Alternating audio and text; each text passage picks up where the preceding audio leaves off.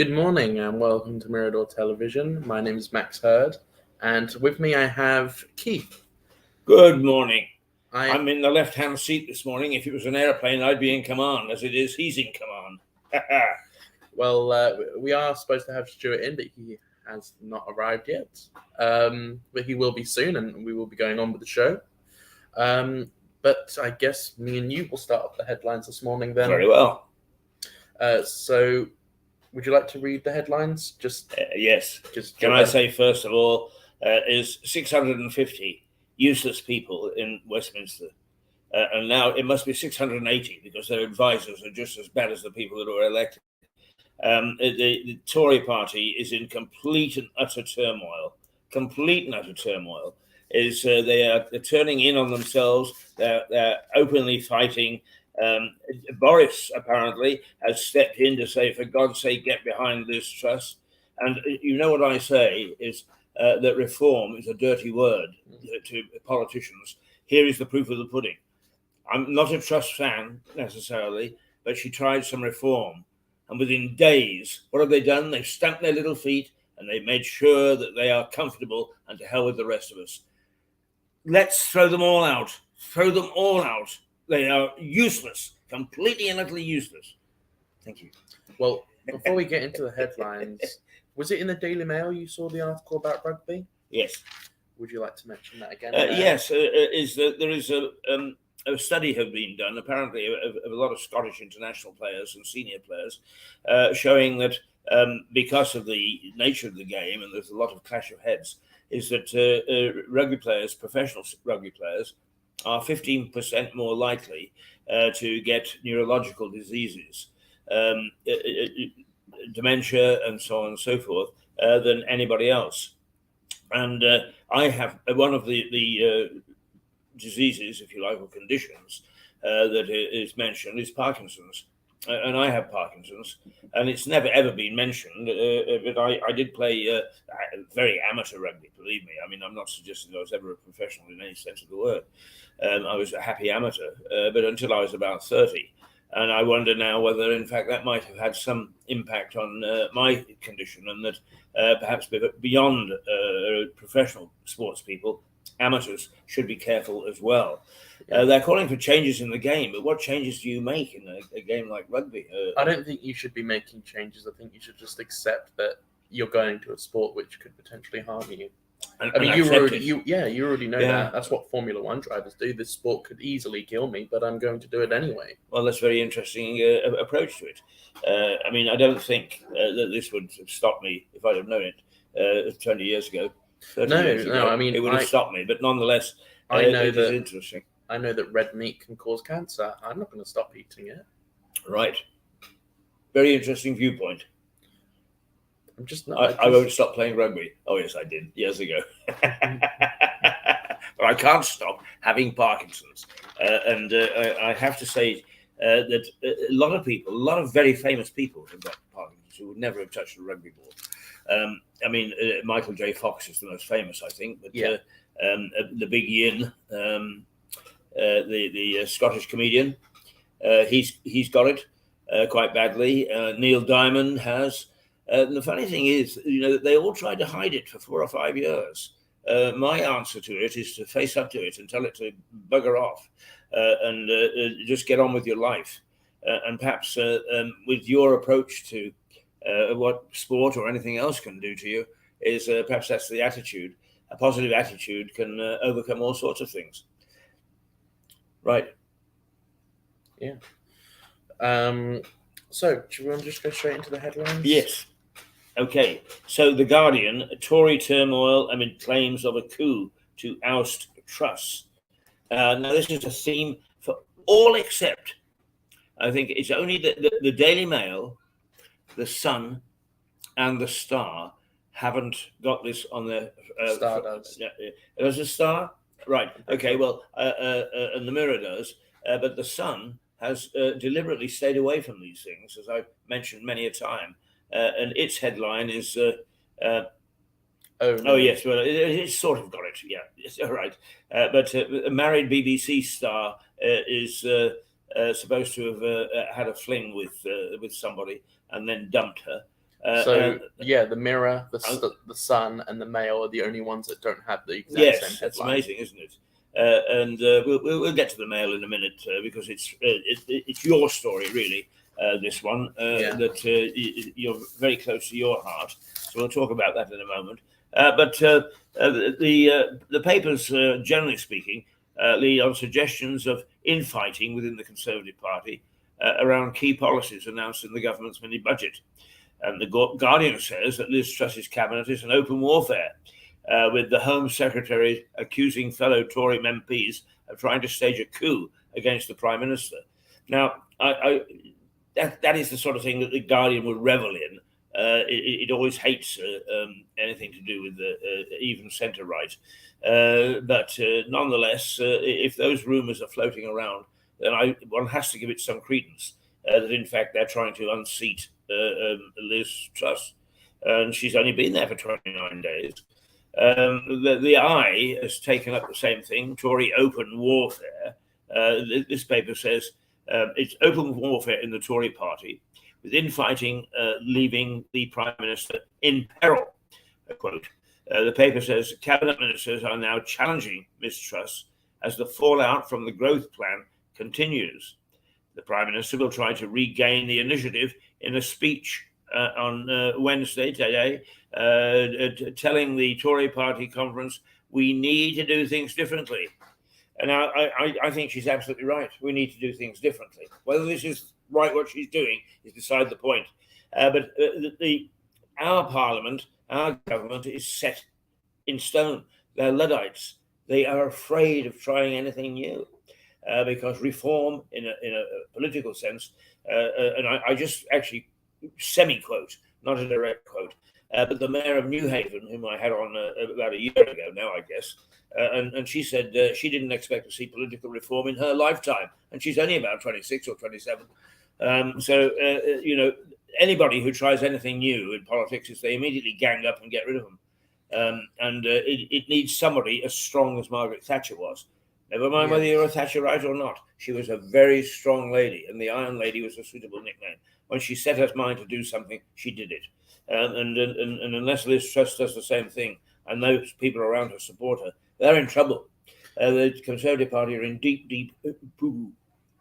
I think if they do oust Liz Truss, if they give a vote of no confidence within the first, not even a month, obviously it's not going to happen this month, but if they do give a vote of no confidence for Liz Truss, I don't think the Conservatives will ever get elected for the next 10, 15 years. Well, I wouldn't like to predict that, but most certainly they will lose the next election. Oh, for 100% certainty, I would say. I mean, the thing is, with all due respect, is Labour have a great propensity for putting their foot in it the moment they get into power. They say one thing and then go and do a lot of things which are actually rubber. Look, you cannot have an economy that based on 90% small to medium-sized enterprises and do anything dramatically social, because what you're doing is you're actually poking your finger in the eye of the wealth makers.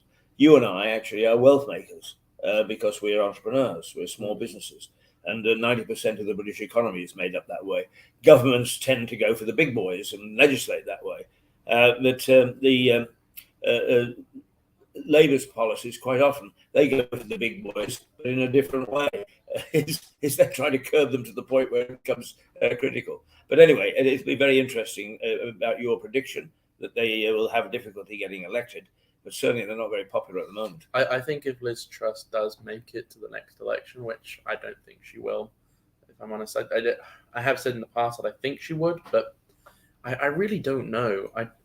I'm really unsure. I mean, she crumbled at the first criticism, the first big criticism. She crumbled and U-turned on the tax issue.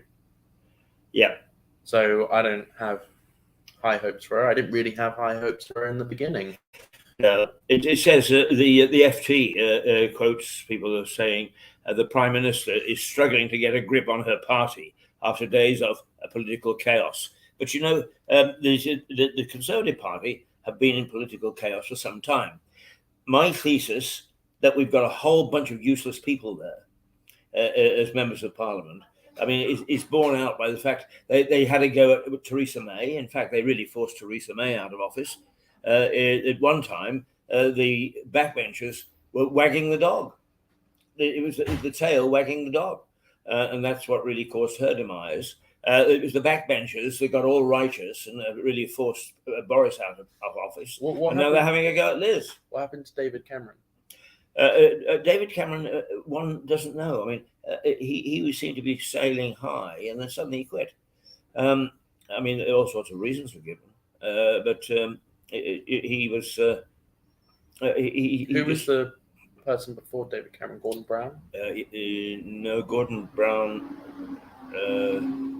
Yes, it was Gordon Brown. Yes. He was Conservative. Yeah, that's right. No, it wasn't. He didn't take over from a Conservative.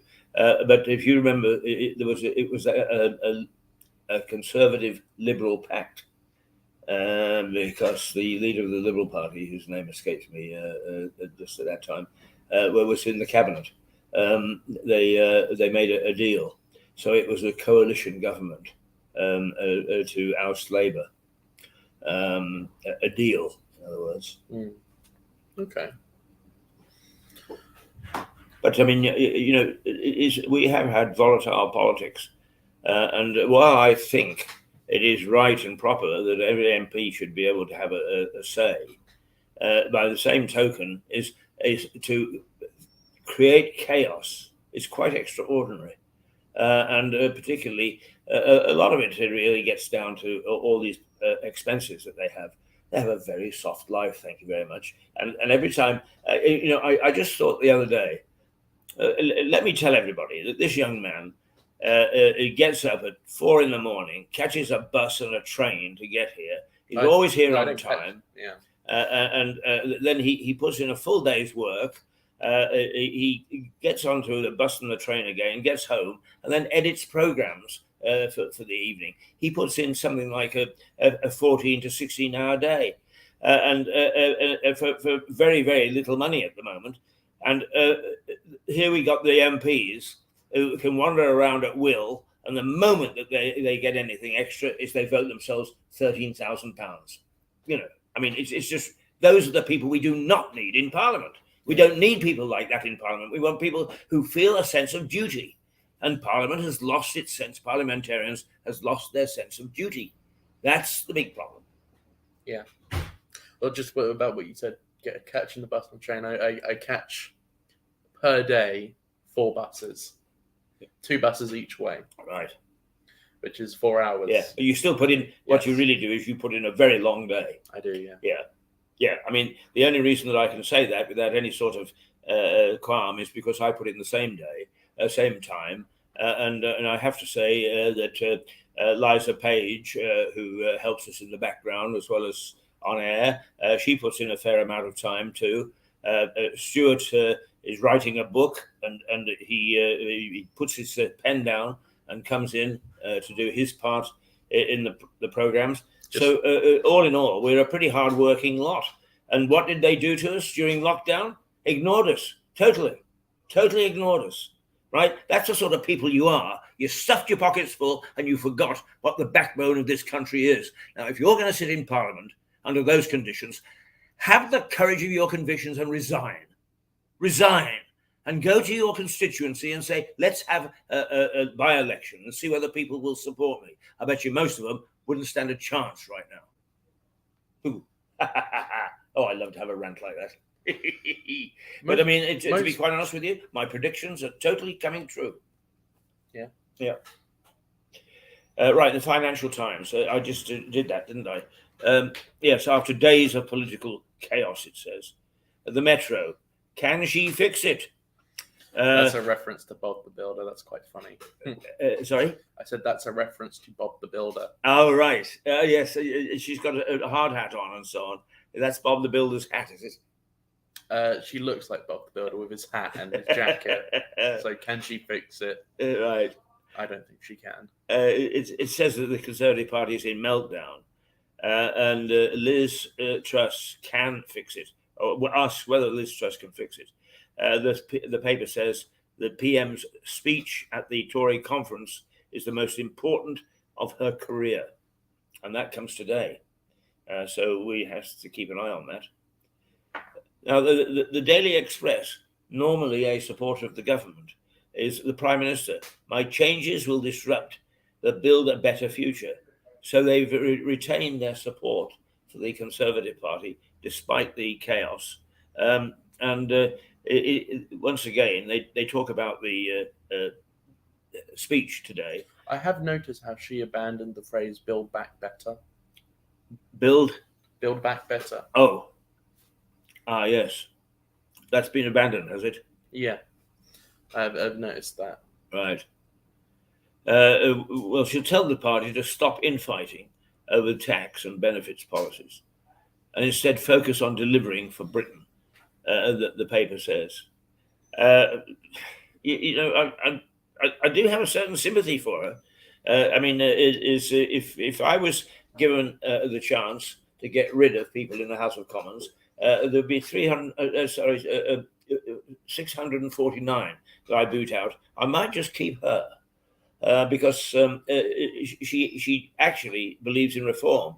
If she has got the bottle for it, if she's got the backbone, and I'll tell you, there are a lot of people in this town who'll be watching this will say, "Keith, you idiot." They will not listen to a word I say because they're so imbued in politics. What we've got to do is to stop being politicians and get on with actually fixing the country. The country's in a mess, complete and utter mess. And why? Because the people in Westminster are in a bubble and they keep looking at things in an introverted way. We've got to look outside and get down to making life better, not talking about it and then immediately stopping the system which could make it better. Yeah, I'm enjoying this. See, not being in charge this morning, I've got the freedom to actually let go. Right, the Daily Telegraph. Disruption is the price of success, the Prime Minister insists. So it's a bit milder than the others. Once again, it concentrates on her speech, saying that the Prime Minister will warn of further disruption as she pushes forward with her plan for economic growth. After facing days of opposition to her tax-cutting agenda, the Prime Minister will launch an attack on what she will call the anti-growth coalition, as well as insisting that whenever there is change, there is disruption, the paper says. Well, she's right there. Whatever you reform, it doesn't matter. I tell this story against myself, I guess, because I don't want to take it too seriously, but the Masons, the Masonic order, for which I have no quarrel whatsoever. A lot of people say all the Masons do it. I have no quarrel with it whatsoever. But it's fairly active in this town, and people would approach my wife and say, put the pressure on Keith. We need to get him in the Masons. And she would say, forget it, because the moment he walked through the front door, he'd try to reorganize you. Reorganization is not an easy thing. People don't like the comfort zone being moved. They don't like the things that they've stuck to for many years. This is what's happened in politics, is politicians do not like anything that threatens their seat. But, it's just, as you said, if you want to play professional rugby, accept the fact you might get a brain injury, right? Yeah. You have to go in with your eyes open. You have to go into politics with your eyes open. You're right there for 4 years at the very most, and then you have to refight for your job. And if you go into politics, that's what you've got to accept. Not the moment you get in, start to twist and turn to make sure that it's the sort of job that A, you can keep for life, and B, it's very comfortable while you're there. Yeah. Well, unfortunately, politics, most people are in it for life once they get in. Yes, it is sad. And they lose all touch with reality. All touch with reality. I mean, I don't want to get involved in local politics, but I have been a supporter of New Haven town. It is a bloody awful place. Now, they've done quite a lot to try and get the waterfront going, but nothing to try and get the centre of the town. And it's just a small centre of the town. And I noticed, because I lived there for 2 months last summer, I noticed that the ring road, which has always been accused of killing the town, puts a wall around the centre, much the same as some of the walled cities in Europe. like Vilnius, where they've actually reignited the old town. And I said, what you used to do is to reignite the old town. Well, they've got several millions to actually do things with New Haven. And from what I can gather, and forgive me if I'm being unjust, but I only now see what I read. From what I can gather is so far all they've done is they've suggested an office block that is user-friendly, eco-friendly. And that's hardly what I think is dynamic politics, when in fact that little town, which was once so vital and alive, could be brought back. And where's the money going? On some eco-green, give me strength. Give me strength. Oh. Right. I'm on a high horse this morning. I'm enjoying not being in charge. The Times. Oh, hey, hang on. What? The Times says, in a new twist, Twitter takeover as Elon Musk agrees $44 billion deal. Oh, yeah, I noticed that. That's quite important to you, isn't it? That is very important. Yeah. All right. Well, tell us why. It means I can get back on Twitter. Right. I used to be on it, but I got banned. And then why did you get banned, as a matter of interest? So I didn't tweet anything ever. I only retweeted things to save articles. Yeah. And one of the things I retweeted, Twitter didn't like, and they banned me. Yeah. Well, now this happened to us on Mirador, did it not? But 3 months ago, 6 months ago, we were actually taken off the because of something that was inappropriate, and we had nothing to do with what was on. In fact, what it did was it actually showed us being arms dealers and pimps. Yes. Good morning. Talking of an arms dealer, here he is. He's arrived. So my ranting will now give way to the measured tones of Mr. Stuart Dolby. Thank you. Right. Quite a nice euphemistic. Let's go to a break whilst you get settled down. Did you see the program about Parkinson's last night? Hang on. All right, well, I'm just going to play this clip, like Lewis, whilst we get settled down. So here we go.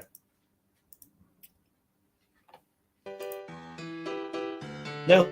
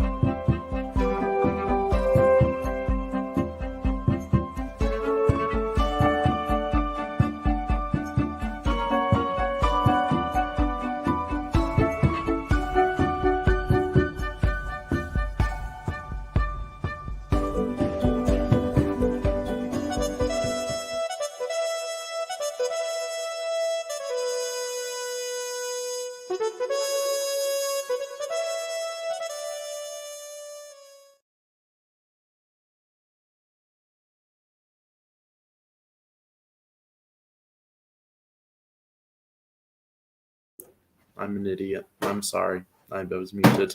Welcome back to Mirador Television. We have Stuart Dolby here now. He's just arrived.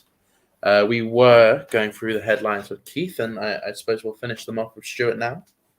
Have you seen any of the Have you seen the headlines this morning? No, heard them on the radio. Yeah, they're all the same. They're all about Liz Truss. About to be ousted.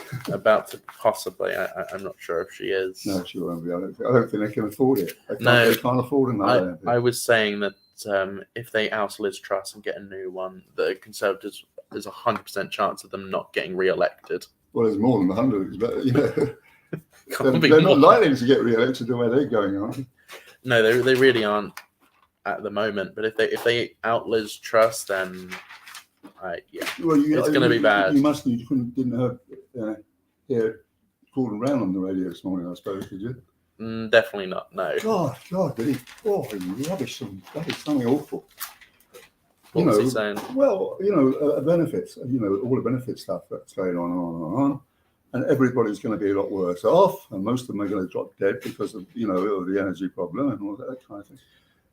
I don't think there's anyone going to be dying because of the energy crisis, because it's too. I just don't see that happening. It might, but I really don't think people are going to die because it's too cold this winter. People die. Yeah. Well, if it's cold because they can't heat their houses, then they're going to die, aren't they?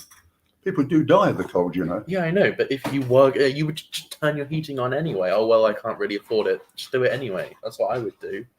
That doesn't make sense. Yeah, but older people are not like that. They worry about bills and how they're going to afford it, and that's the most important. One of the most important, older people worry a lot more about not affording things than younger people. Really? Yes, yeah, of course they do. Definitely. Maybe. I don't know. I just don't see how you could choose between potentially dying and not saving as much money. What? I just don't see how you can choose between not putting your heating on and potentially freezing to death and saving money. Well, not saving money, but not spending it on heating. I mean, I completely understand that heating is extortionate right now. But I just don't quite see it happening. Well, you're not the very, very poor, are you? I mean, that's the whole what you're talking about. I mean, these people living on benefits, you can't eat if you can't. Your energy bill, right? You can't meet the energy, so you've got no energy. You can't even cook a meal, for God's sake. It's just pathetic. It's pathetic. And anyway, she's now not going to put up. What was it? She was going to increase benefits, wasn't she? Or she said just no. She's going to leave it where it is. They're not going to. And all the backwoodsmen, we have to answer to all these old codgers. They are really in revolt, aren't they? Yeah, they are. It's I somewhat do hope Liz Truss gets kicked out. No, I kind of do. So there's a lot of more people, a lot of people do. Look, the pair of them are not up to it. I mean, they made huge blunders, and they're going on making even more.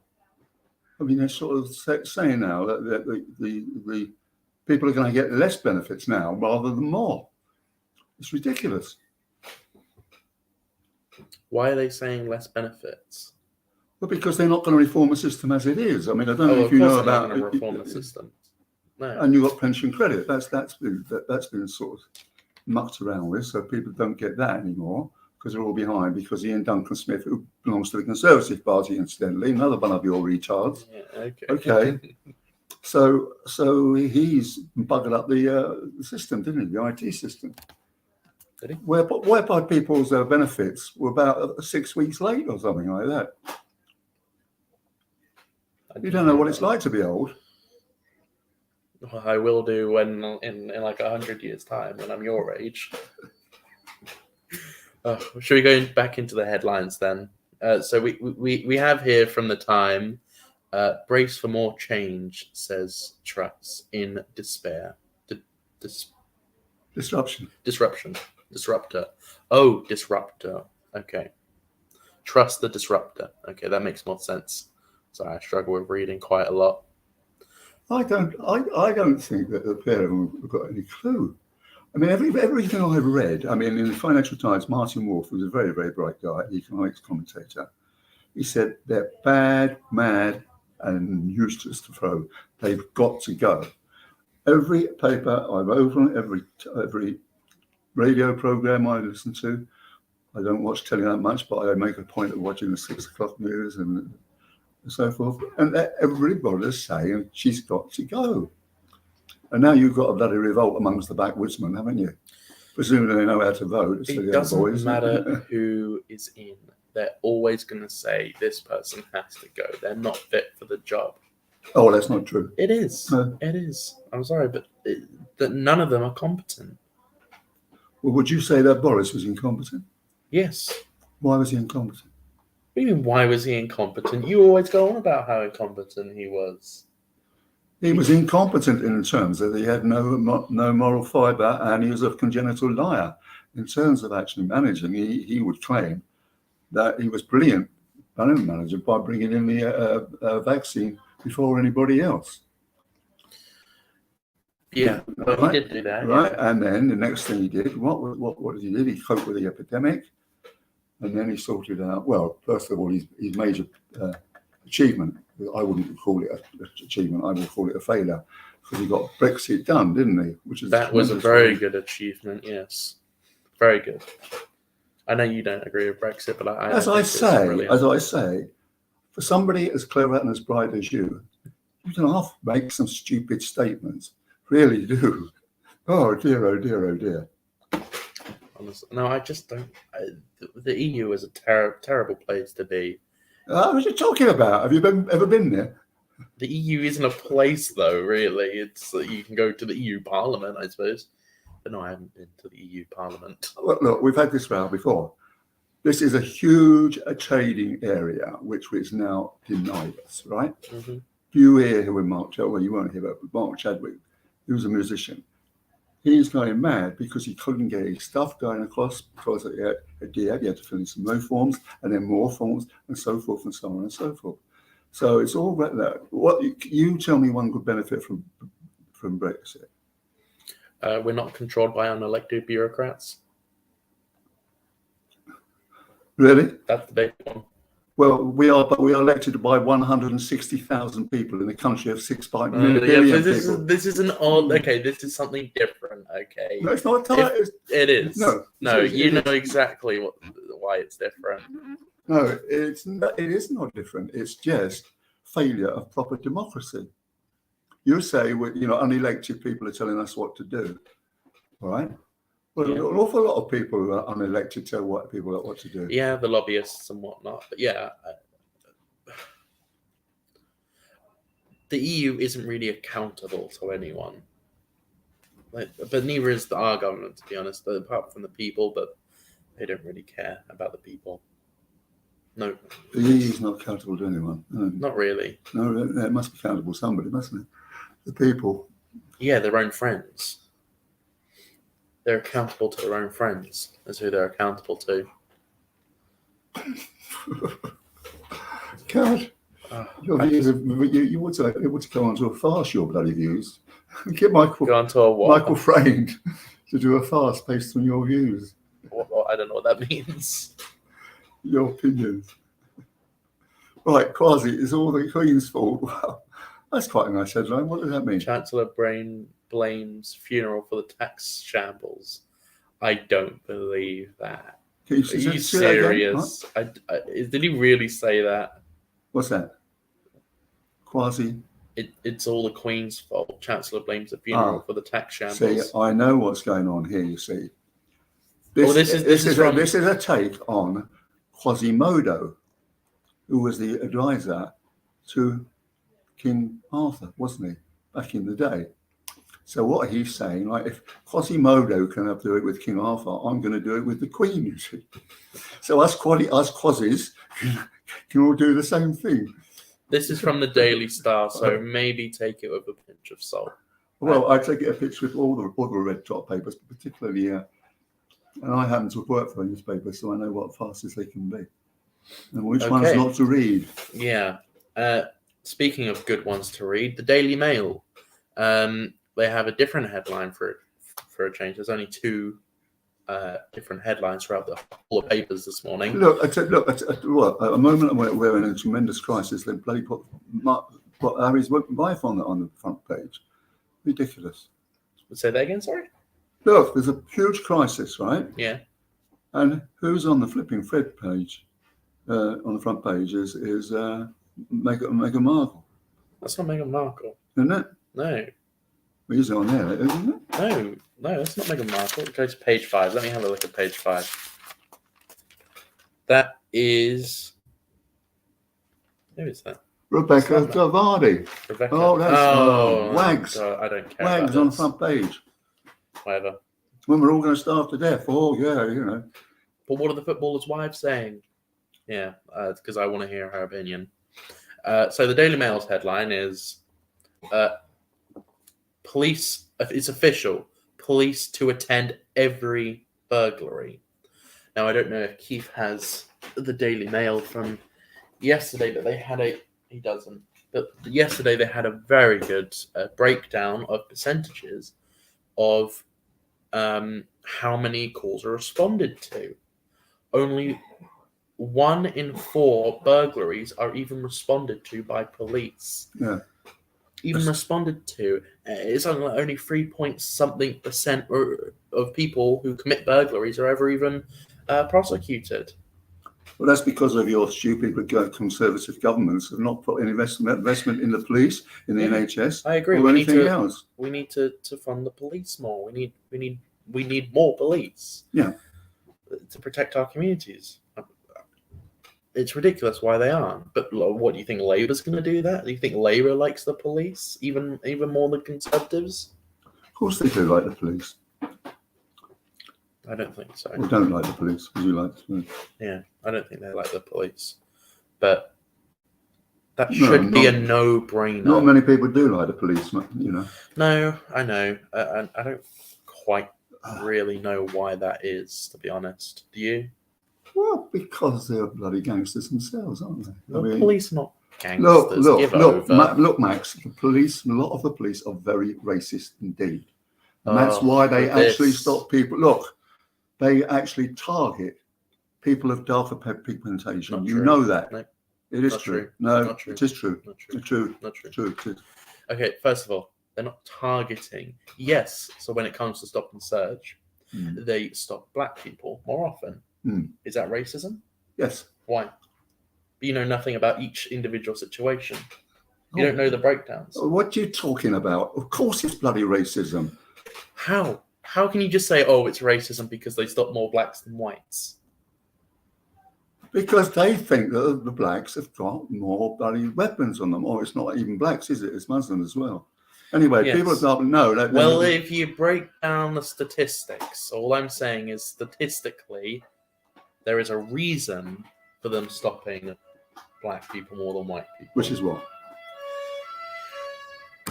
It's not racist when I say this, okay? Because it's a fact. even though they are a smaller percentage of the population, they do commit a higher percentage of the crime than white people do. Statistically, that is a true you're unbelievable. fact. You're unbelievable. I'm serious. I'm sorry. There are lies and there are lies and there are statistics. Look, these statistics are fucking made up. Don't be ridiculous. Right, they're black. Of course they are. Look at those famous cases that have come up. Don't even go with the George Floyd one because that had nothing to do with I'm not race. talking about George Floyd. It was way beyond your time, Oh yeah, okay, way before my time in the '60s, when sure the police may have been a little bit more racist, and so was everyone. Stuart, times have changed. It is established fact, Max boy, that they are racist. Policemen are racist. Maybe back in your day when times were different, but I'm sorry, things have changed. Things are different now. Look, if you would go, we had at the Liberal Democrat meeting, we had a meeting with the superintendent, and he said because of the drugs, the level of knife crime is going really, really through the roof. And lots of the people who've got knife crimes are of darker pigmentation. Right. What? More people get stopped and searched, did you say? Yeah. And again, of a darker pigmentation. Yeah. I don't think that's because they are black. I think that's because, unfortunately, black people in this country tend to be in poorer communities, correct? Yes. Poorer communities tend to be more violent, correct? Yes. Therefore, the police would be in more violent communities to do these stop and search, right? No.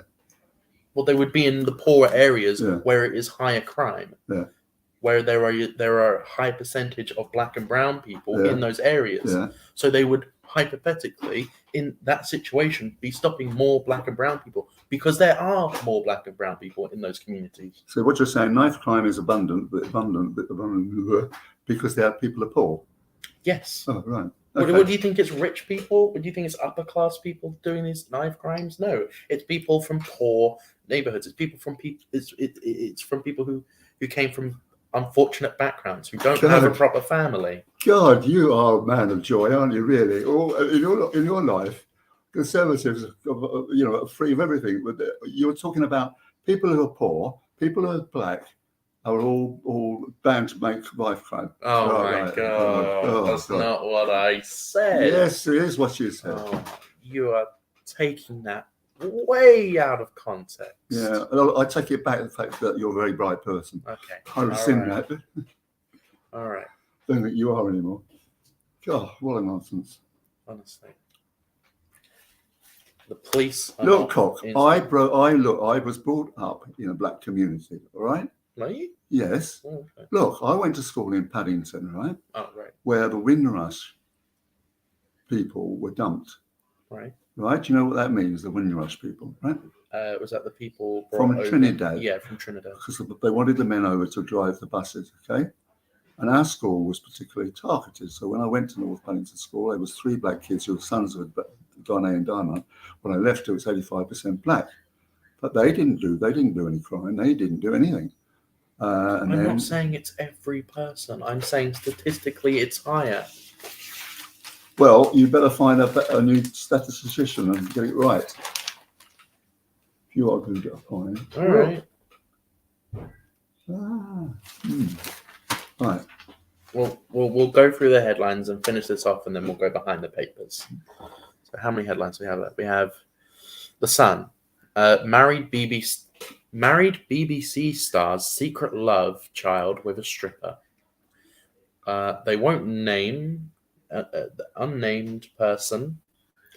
This is a Sun exclusive, but they're not going to name him. So look, it's just hearsay. Look, that is a Murdoch newspaper. It is, yeah. That's how he makes his money, by titillation and stoking up fears.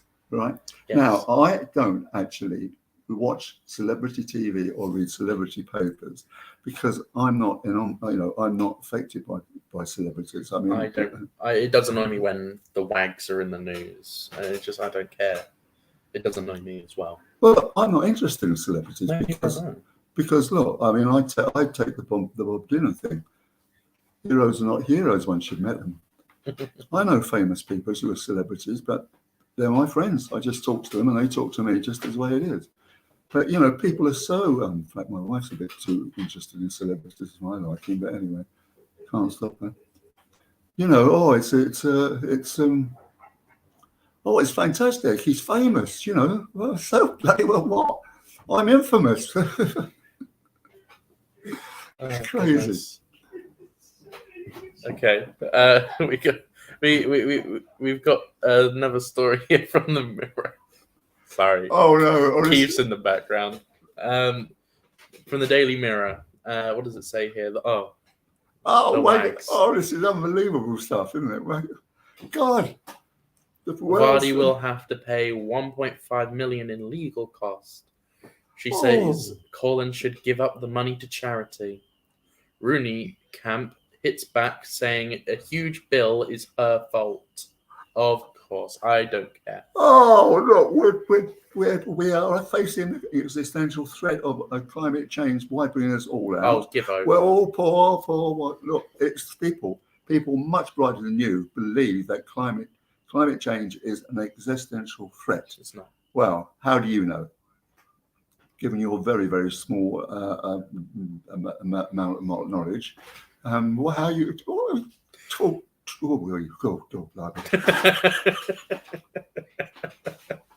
It is look, as Jane Austen would say, it's a fact that is universally acknowledged that climate change is an existential threat.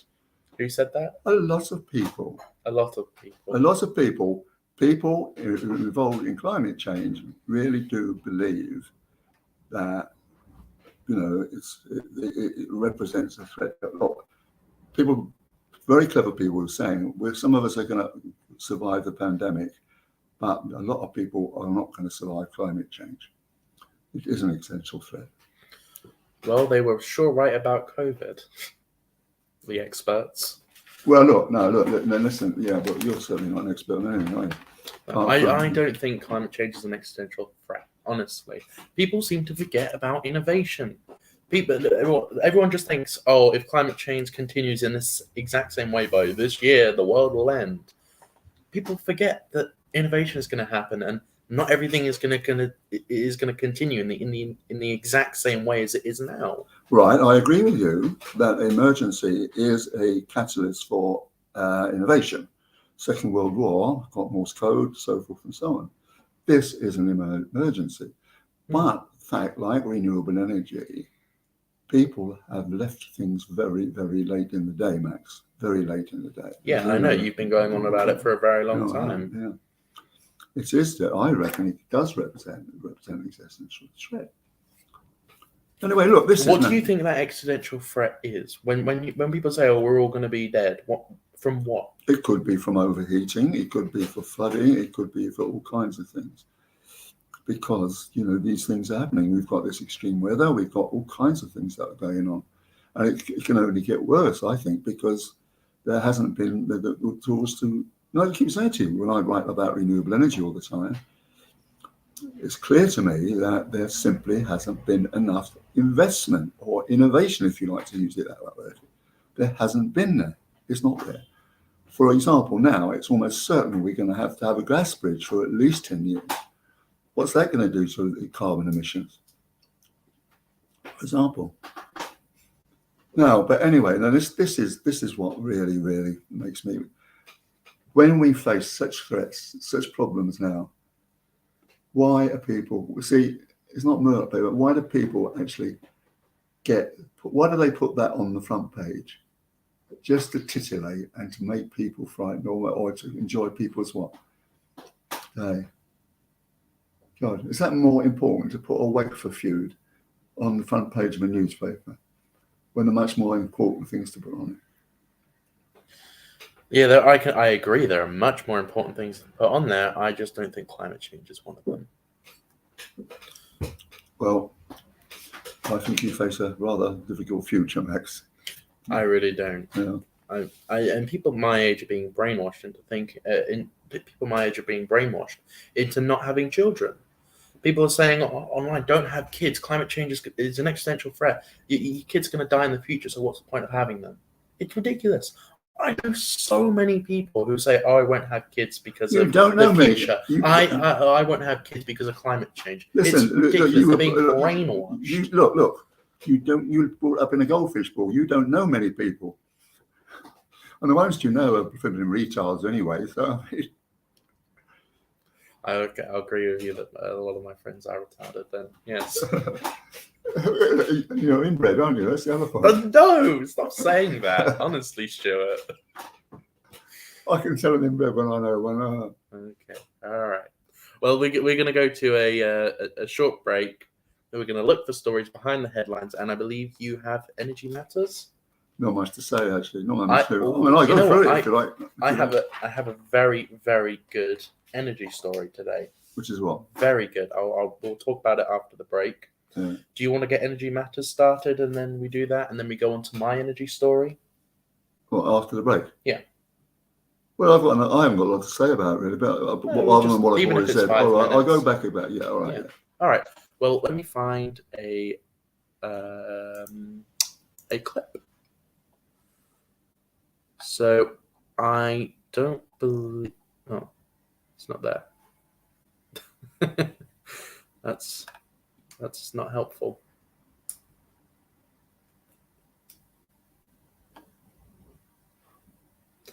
We have the bloody past of a tiny town. It doesn't say what episode it is, so we'll have to find out. 10 minutes long, so we'll see you in a moment. Oh, can I get...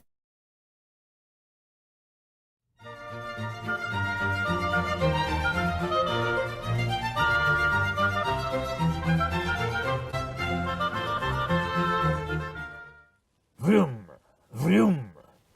The other day I felt a warmth between myself and Mole and Ratty, the two little characters from Wind in the Willows, as I sat on the banks of the River Ouse and let it drift by. Vroom, vroom. Today I feel more like Toad of Toad Hall, the animal that was always getting himself into trouble because of his excesses. Vroom.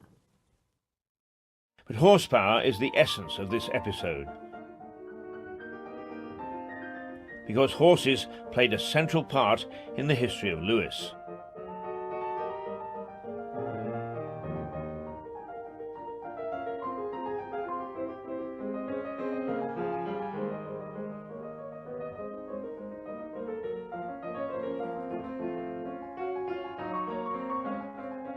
And as might be expected, were often at the centre of violence. The history of a bloody town. Horses, of course, were nothing unique to Britain. Cavalry had been a major part of warfare, and peaceful farming from time to time immemorial. But for Lewis in early times, they were an important part of its economy.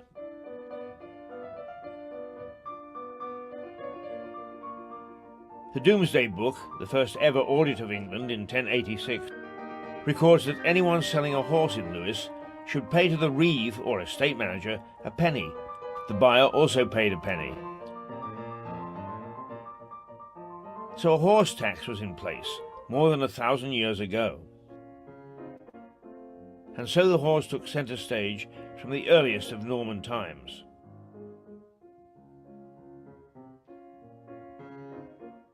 I've shown you the tilting grounds where knights on horseback tried to unseat each other. But that was nothing compared to the violence that Lewis races brought to the town.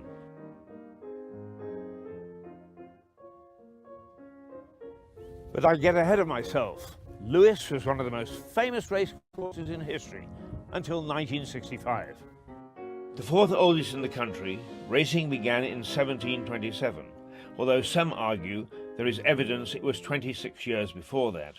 Good afternoon, ladies and gentlemen, and welcome to Lewis. It's the final race meeting here at Lewis, Monday, September the 14th, 1964. The ground is firm, and the wind is straight across the course. The runners for the first race, the Cookmere Apprentices Handicap, are on their way to the start. Saucy Lad representing Tom Masson in the purple with the gold star. Number 11 is Nimberg.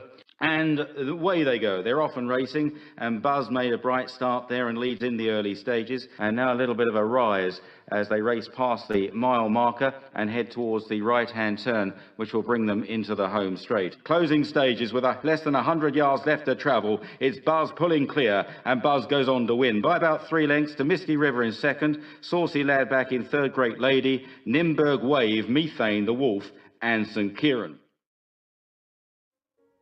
In that year, after almost 300 years of horse racing, it closed down for good, mainly because it had no electricity, no running water, in fact, no facilities at all.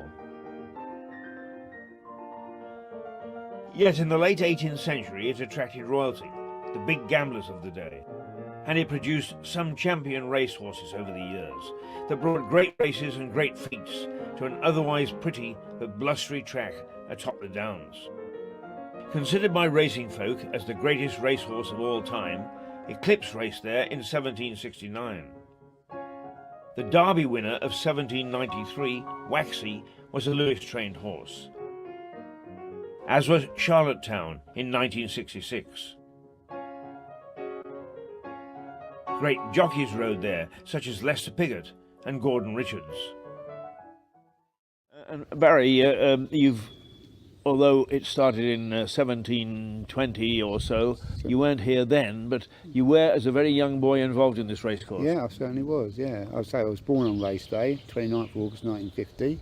My mum's side of the family were all racing people, going back hundreds of years probably, so, you know, my gran used to take us up here. It's very quiet and serene today, so what was it like on race days up here? Very, very noisy. Hustle and the bustle of coaches coming up here, cars. I mean, all these places over here were car parks. You had all the horse boxes, the tote men, tic-tac men shouting the odds and everything else. Lots of entertainment going on, you know, and it was very, very busy. A 4-mile race which started right down the bottom of the hill there. The horses used to run right down there as far as you can see, and come back down here to the winning post. Right. They used to have 2 winning posts. They used to have a 5 furlong winning post and a 6 furlong winning post. But what they did, they made the 6 furlong winning post another furlong away from the stands, because they both wanted to start them on the straight. Otherwise it was unfair, so they had a straight run. Right. In 1914, I think it was 14, they shut that down because they found it was too dangerous. And not only that, for the horses to get up that hill. They used to start them from here, they run them down there, round the loop and back again. And that made 4 miles, but it had to be like the best out of 3 or something. Right. So some of them horses run 12 miles just to win a race. They had 10 minutes break, they got back after about 9 or 10 minutes, they'd have a bucket of water, drink and wash down, and back they used to go again. After a while, it just phased out a little bit. It used to be a 3-day meeting in August, and then it got to that it was just going to be a day a year. And it got to the stage where it was just one race, and all the horses in that race were trained in Lewis. And the guy that wrote about it, you know, he said this is probably going to be the last day. There are many in Lewis who are still resentful that the course was closed. It brought a good deal of cash to the town. Lewis had many racing stables, and a thriving racing community numbered as many as 60 establishments. But perversely, it was responsible for cleaning up the sport, despite suffering a bout of violence. The early part of the 20th century saw the rise of vicious gangs around the country. These gangs often fought each other, but to keep cash in their pockets, they targeted racecourses. They would secretly ease their way into courses and then meet up to viciously attack and rob bookies, racegoers, and even jockeys. They were feared at race meetings throughout Britain. And so it was on a June afternoon in 1936. London villain James Spinks and his gang turned up at Lewes for an attack on bookies. They gathered, some 30 strong, on the edge of the racecourse, ready to pounce. And pounce they did. They attacked and savagely beat a bookie and managed to rob him. But not known to them, 2 CID officers had been posted in the grounds. The 2 detectives alerted their fellow coppers and raced towards the gang. According to some reports, a rival gang got into the act and all hell broke loose. It must have been some sight. Villains scattering in all directions. Keystone cops were in full chase, and the excited racegoers panicked and dived for cover. But it was the police on this day at Lewes Racecourse who passed the winning post. They managed to nick 16 of the gang, took them to Lewes, where they were sentenced to long prison terms. That put an end to the decades-old practice of course hijacking by these fearless and vicious gangs. A real feather in the cap of the Lewes coppers, nabbed. Pulling you aside, locals will whisper in your ear that Graham Greene's Brighton Rock was really about Lewes Racecourse. They say the gang fight in his novel was based on the events of Lewes in 1936. To think that Pinky strode this course, what a ghost to have here now.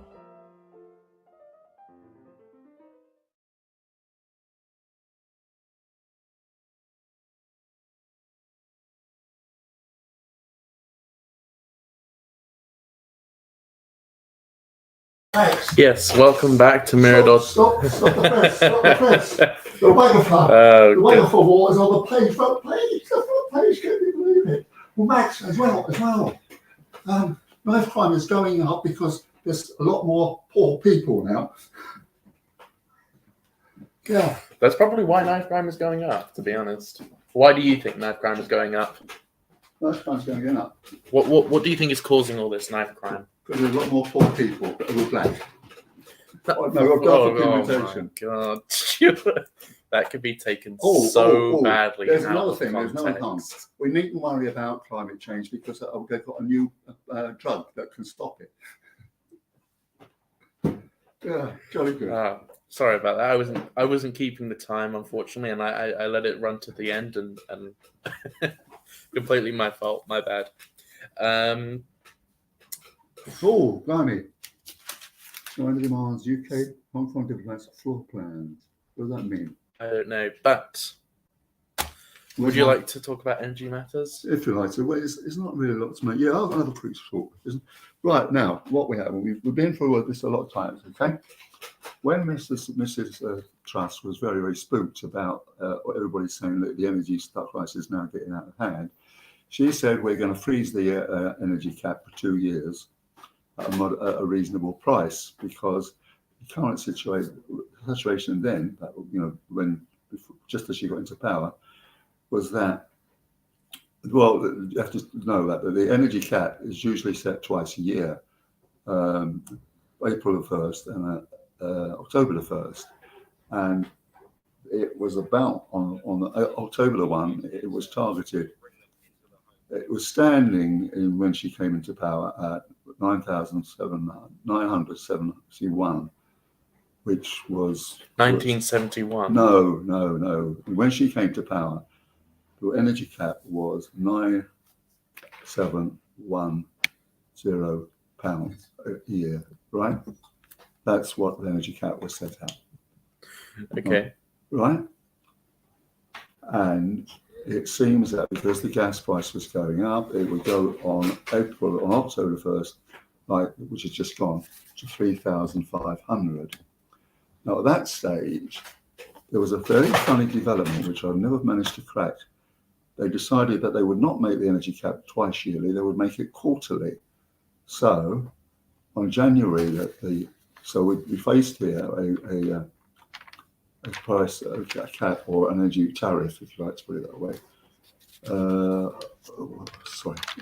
Which was going to go up 3,500 October, and then it would now go up by 4,200 in January, because if the gas price kept going up, that was.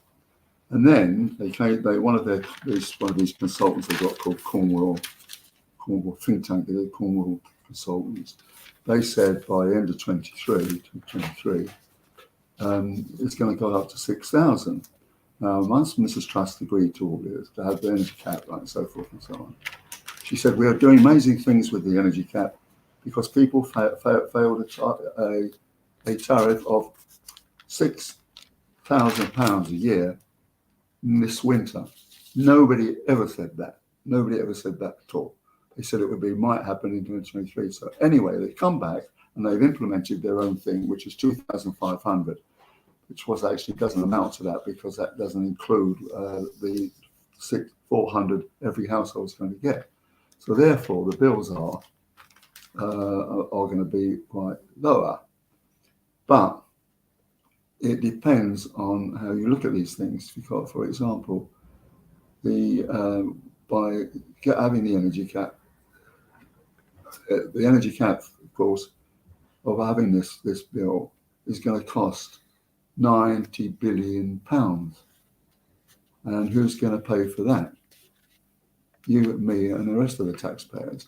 So that adds to her problems of huge amounts of debt at a time when she's going to try and cut taxes and fuel it with debt, fuel it by debt. And so that's why Quasimodo has actually had to go do a U-turn.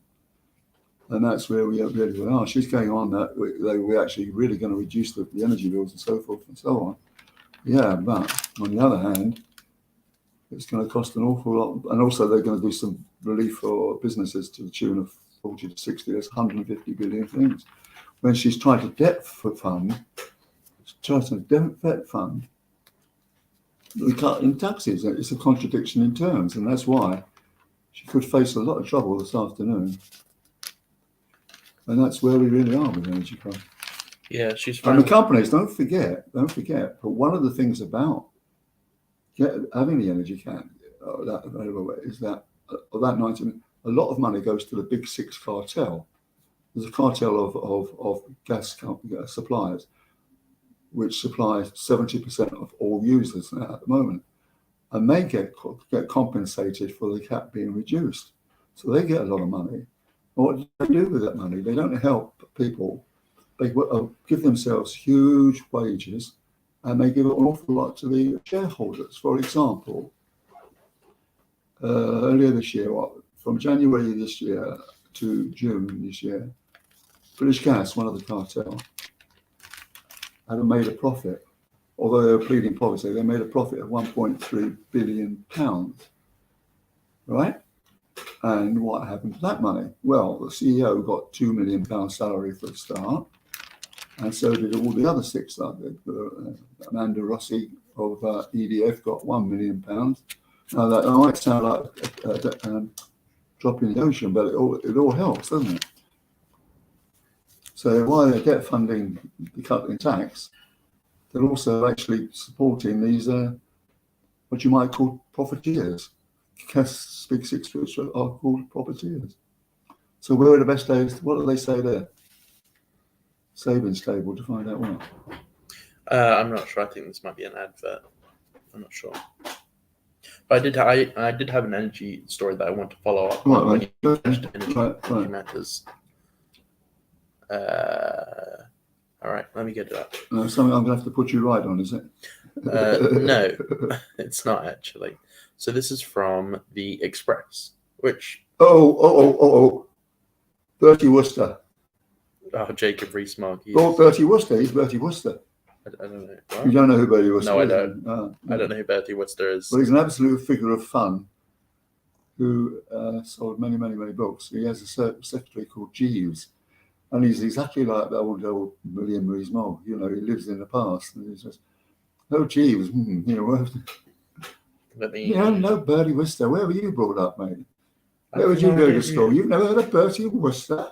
How long ago was Bertie Wooster famous? When was he a star? When was he at the peak of his career? I have no idea. Well, I'm alive, so you can't have been that ancient.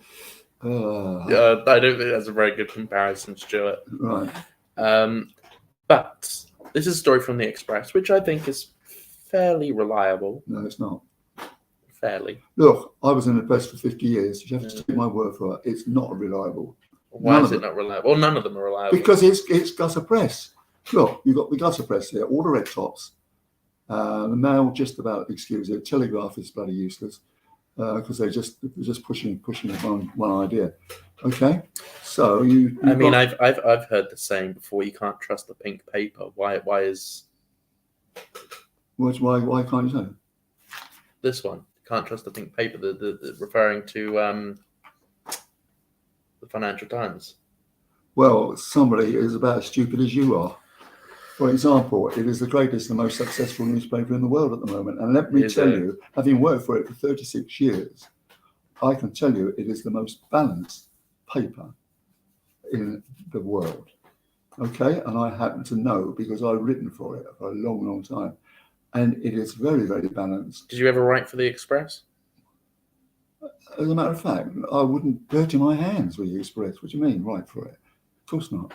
So I know you've written articles like The Guardian and stuff before. Who have you written articles for? Okay, do you want to know? Yeah, go for it. Okay. Financial Times, The Guardian, The Observer, The New Statesman, The Spectator, The Economist, The Boston Globe in the States, The Evening Argus in Brighton. That's about it, I think. How do you feel about the Argus? I feel like the Argus is not too bad. Oh, it's pretty thin, really. It's local stuff, really. But it's so it shows a map here of the breakdowns of where all our oil, where our gas comes from. Yeah. And I thought this map was very interesting because I've never seen a proper breakdown. Could you tell me what GWH stands for? GWH? Yeah. No. Is that per thousand? I don't know. That's a measurement.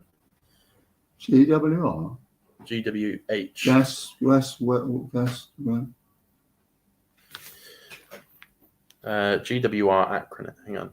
Let me research this. GWR acronym.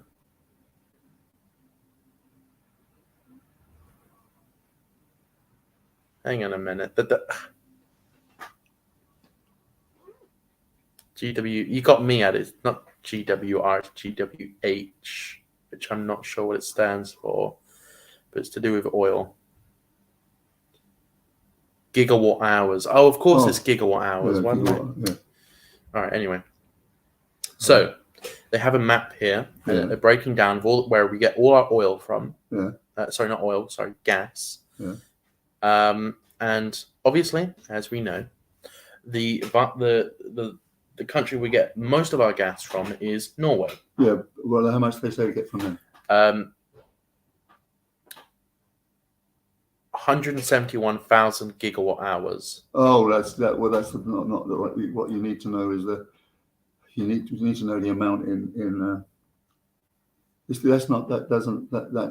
That's when you've got the gas. It's 40% of our gas comes from Norway. Okay. Or from the North Sea in Norway. Okay? Yes, it does. Yeah. Right? Right. Now, 30% comes from Qatar. It's LNG. You know what LNG is? I don't think 30% comes from Qatar. It says 47,000 from Qatar. And America, we get 72,000 from the US. Look, I'm just telling you, that's the wrong. What's it? It is? Yeah, we don't get any gas from the US. Are you sure? I'm not sure I'm pretty sure we don't know. The breakdown here that I've had for a long time now is 40% from Norway, okay, 30% from LNG, which is very expensive, by the way, and then you get a little bit from Russia, 5%, and then you get about 20%, I think, from the North Sea. But it's very, very, very suspect, because when you read what is the oil in the North Sea, right, is 1.3 billion barrels, okay? But when it comes to gas, it's called BOE, barrels of oil equivalent. So that makes life a bit difficult to gauge, okay? Because it could be gas, it could be paraffin, it could be all other kinds of things, like other kinds of sort of, not apart from being natural gas sort of thing. Could be sort of methane and that kind of. Anyway, that is what makes our energy mix. I don't think we get it directly from America, because their gas now is from fracking, you see. So I don't, it's not quite what we want. So this is from gov.uk. Yeah. So I would say fairly reliable. Fairly. It says in 2021 the UK imported $14.5 billion pounds of gas from Norway, which accounted for 77% of all gas imports. The UK imports from Qatar, the United States, and Russia. So we do get some from the United States. I don't believe it. First of all, that 70% is bullshit. Yeah. That is wrong. So they're not know what they're talking about. I think in the early days of fracking, they might get a bit from the fracking. Yeah, they might. This is from gov.uk. Yeah, but they're obviously wrong if they say it's 70% from Norway. That does sound very wrong. You're right. It's definitely 40%. See, North Sea. Look, the North Sea is divided into different zones: the South North Sea and the North, right? Let me. Right. You read this up to 77%, up to there. So from these first two lines, just to make sure it's correct. Read it out loud, Stuart. 14.5 billion of gas. That's pounds. Pounds. It's worth for. How much are they paying for it? In 2021, the UK imported 14.5 billion pounds of gas from Norway, which accounted for 77% of all gas imports. Not true. Is what the government is saying. Well, they got it wrong. Okay, maybe they did. I'm an expert on this bloody thing. I've been writing about it for donkey's years. What? Morning. Excuse me, I'm just going to take that out. Just on inspection. I'm not supposed to prop the door open. Oh. that really surprised me. 77. How could they be that off? How could they be off by that big of a You percentage? tell me. You I'm not the expert. I'm just the researcher. Okay, that's what gov.uk is saying. I can't believe it. I really can't believe it. No, I don't really believe that as well. That seems like a ridiculous high amount. I'm not saying that's my opinion. I'm saying that's from the gov.uk website. Well, all my sources, which I check often, and the fact is that breakdown is 40% Norway, 30%. My colleague Julian Singer is one of the world's leading experts on fracking and fibrillation and all that kind of thing. And he agrees with me. It's 40-30 from Qatar, and then 6-5 from Russia, and then about 20% from onshore and offshore Britain. Really? 25% from onshore and offshore Britain? Well, no. When I say that, look, as far as I can see, you got to do when you've got to make a difference between oil in place and actual oil, because when they say that, let's say there's 70% of shale gas there, but it's not all exploitable. Are you with me? Yeah. The oil's there, but it's not exploitable because they can't get at it in certain geological situations. Yeah.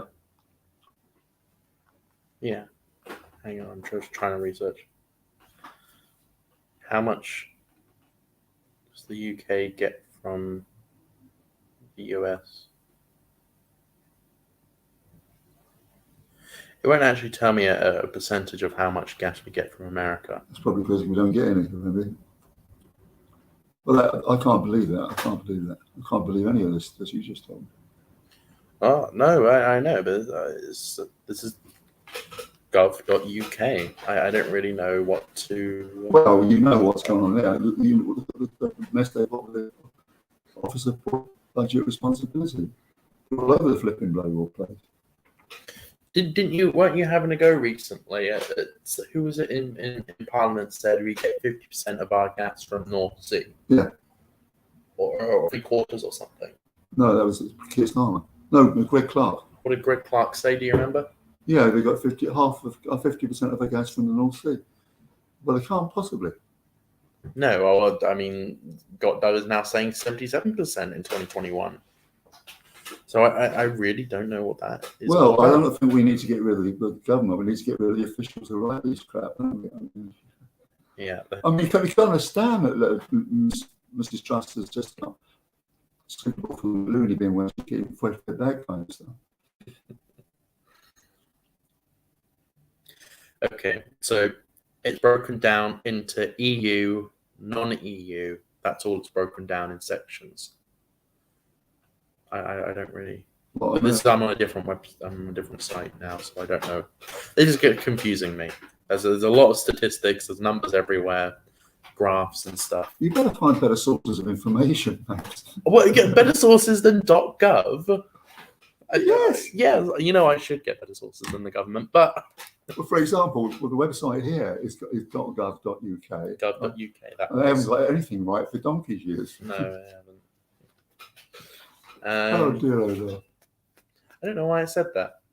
It is unusual. Unusual that the government is wrong. Jeez.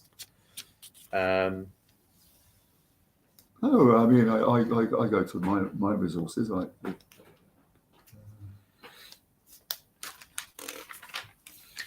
So we do have some more stories from behind the headlines. Did you have anything interesting in there? Well, I had a chance to read it. Russian seek to keep up cuts at oil meeting. Oh, that's interesting. Oh no, it's not very interesting. Not very interesting or not very good? They're going to cut it. Not very good. They're going to cut it more. It's going to make things very, very difficult. Saudis and Russians seek deeper cuts. Do you want to speak a bit louder so they can hear? Right. Saudis and Russians to seek deeper cuts at oil meeting. That's the OPEC meeting, presumably. No, it can't be the OPEC meeting. Russia's not in OPEC.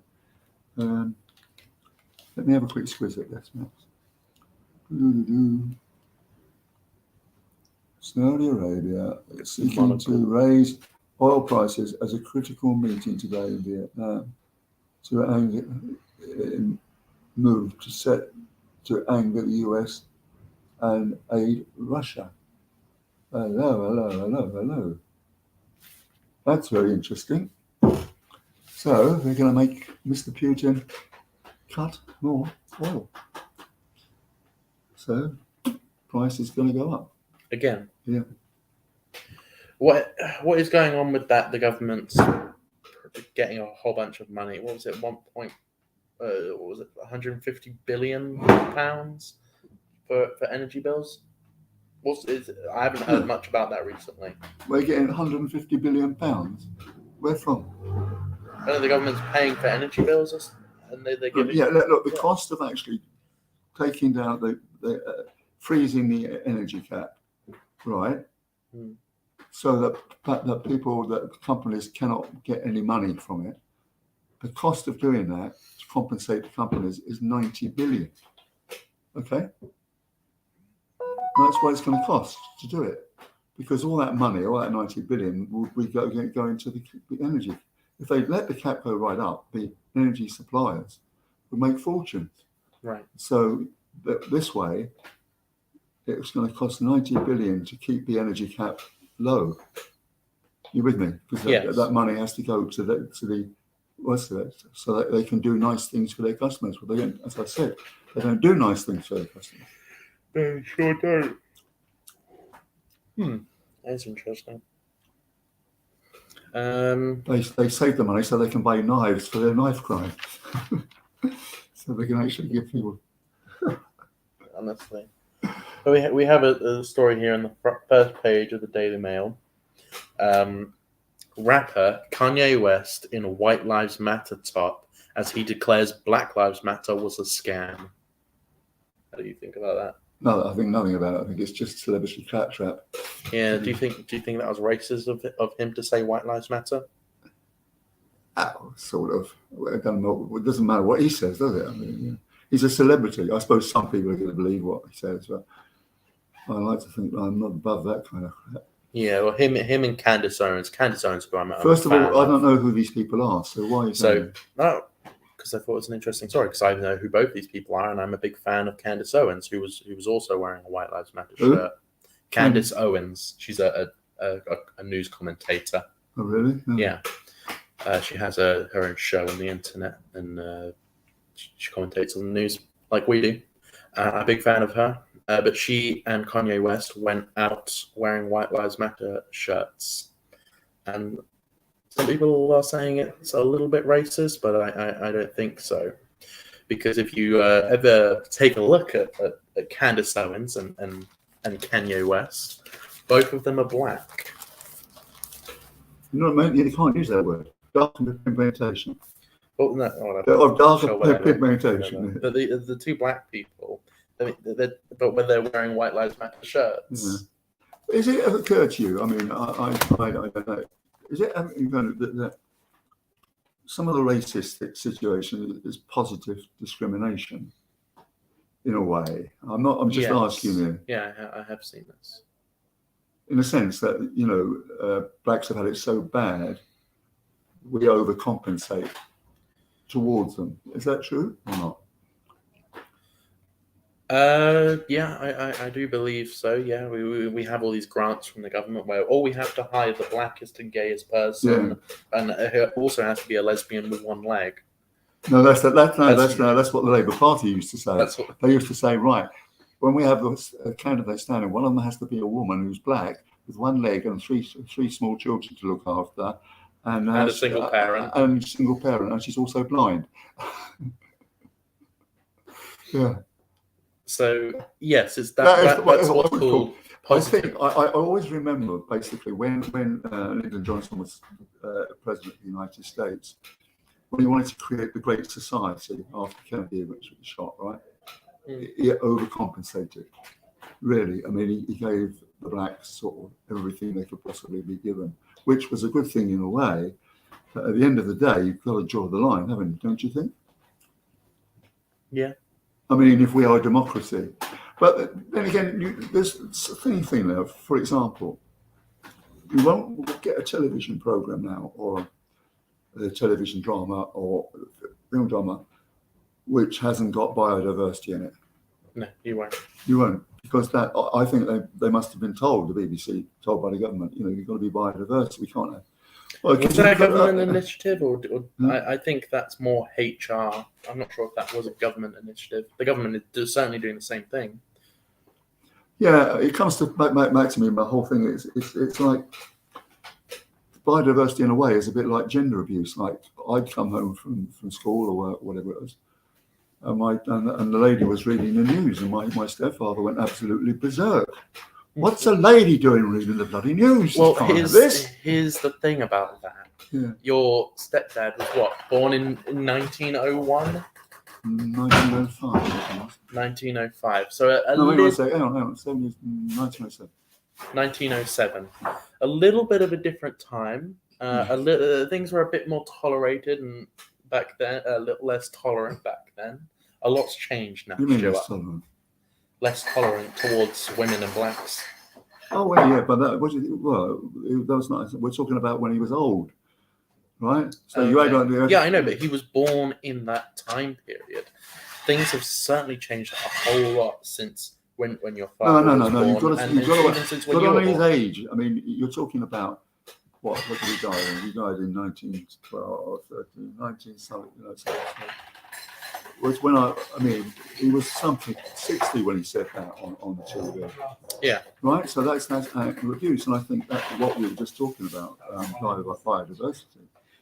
I mean, for example, Sussex University, where I just went to their birthday party, they dine out on this that they're actually biodiverse. And they are, because they realise that's a credit, that's a sort of good thing to get people to go there.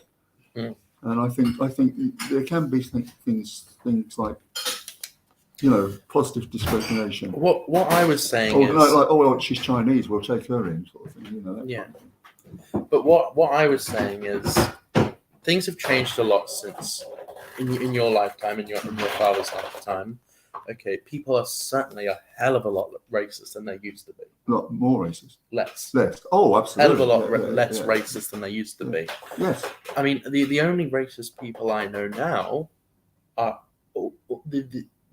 I think every single one is similar to your age or above. People who were born in just a different time period. I know one person my age who's racist. Well, I'm not sure that's true. I mean, well, I guess I'm sorry to be snobbish, but it depends on intelligence, doesn't it? Yeah. I mean, I could go down to say one of the pubs down the road, and they say, "What the fuck is that black bastard doing?" But most sort of, well, there's not sort of, but that much biodiversity in Lewis, obviously, but that's the way it is. I mean, there are black people now, there used to be, but there are. And we live them. We respect them. They respect us. Because racism is a no-brainer, really, isn't it? When you come to think of it, why should people denied a job because they happen to be dark? No, I completely agree. Yeah. But it's switched now. People are being denied jobs because they need to give more jobs to black people. They have a quota they need to fill of black people or women or Asians or whatever the minority. Yeah, well, may be. I do agree that it's being positive discrimination. Actually. But you use the word positive discrimination. It is not positive. I know that's what it's called. And well, no, that's just a phrase, isn't it? I know it's just a phrase. Yeah, I mean, but it's not negative what we're saying. It is negative. Because no matter what, it's still discrimination. Even if people believe it's positive discrimination, it what is I'm still talking about is positive discrimination, overdoing things, not actually. That's perhaps positive is the wrong word, but what's the better word to say? But when I say positive discrimination, it means that I know that's already it's overdone. It's overdone. It's already the established word. Yeah. But I mean, even the police force are doing it. And MI6 as well. They had an advert where only black and people from disadvantaged communities and LGBT people could join. The MI6. MI6. Well, that's insane. Look about journalism. Like when I went to Vietnam, there were only about 12 women reporters out of 600 who went to cover the war. Okay. Yeah. Now in the Ukraine, over 50% of the war correspondents is over 50%, and I don't think that is positive discrimination. I think it's just the way things go. That people really like football acts, that kind of thing. It's the same sort of thing, isn't it? What do you mean? Well, look at Marcus Rashford and all those kind of footballers and that kind of thing. Yeah. Are they discriminated against because they're black? I'm sure there are racist fans, but I don't think they're discriminated against personally. No. Well, I don't know. Let's think about Clive Myrie, who's the black. I don't know who Clive Myrie is. Who's he? He's a BBC presenter. Oh yeah, okay. Isn't he the big highest paid BBC presenter? I'm not sure, but I wouldn't be surprised. He's actually Flavour of the Month. Who? He's on every bloody job now. He turns up in Ukraine. He's doing the 6 o'clock news. What's his name? He's Clive Myrie. He's now doing Mastermind, I think. Who is the highest paid person in the BBC? Who? Gary Lineker. Oh, yeah. Really? Yeah. Well, he's white, isn't he? And then the other guy. Who? Hang on. There was they did have a the Daily Mail did have a list. There we go. Yeah. I remember back not really recently. Carrie Gracie, who was the Peking correspondent, she came back and she said it's ridiculous on the state programme I get £100,000 when John Humphreys gets £600,000. That's gender abuse, isn't it? So it's slightly different to what we're talking about. gender abuse is like that, isn't it? But why is he paid £500,000 more? Are they doing the exact same job, or does he say more? Does he do more work than she does? No, but that is gender abuse. It's like football. For years and years and years, women weren't allowed to play football, were they? You know, it's very recently that they've been able to play football. It's not that they haven't been able to play football; it's just no one's wanted to watch it.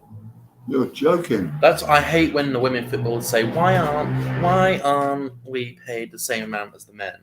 Because you don't sell the same amount of tickets. That's really the reason why. Bollocks. You don't sell the same amount of tickets. You don't get the same amount of views. You're not interested. Bollocks. 10 years ago, it was absolutely packed to the bloody rafters. Or was it? Yeah. Well, I'm talking across everything, all ticket sales. Not selling as many tickets as the men. Actually, you are racist after all.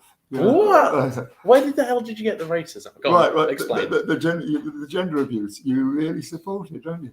I don't support it. I'm just saying it's a bunch of shit.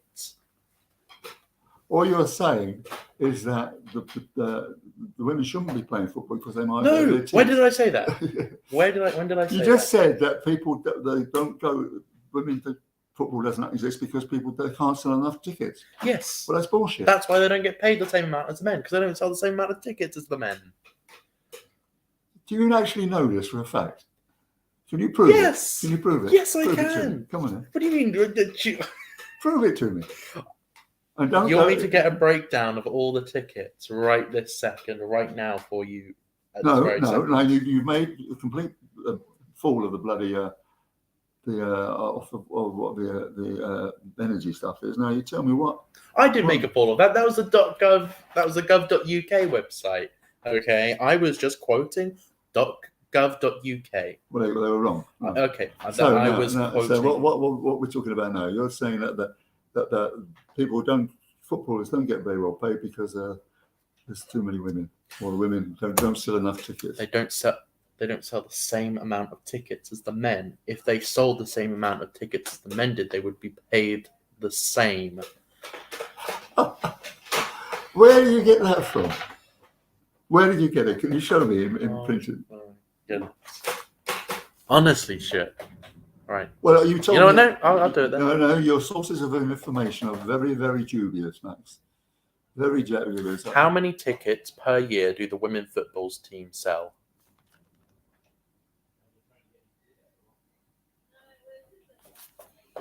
$140,000 tickets sold across all 31 matches. Yeah. How many tickets does the men's football team sell per year?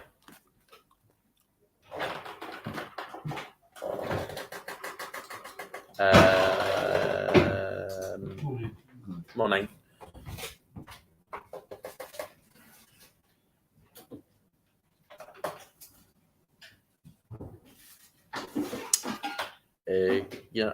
Give me a second.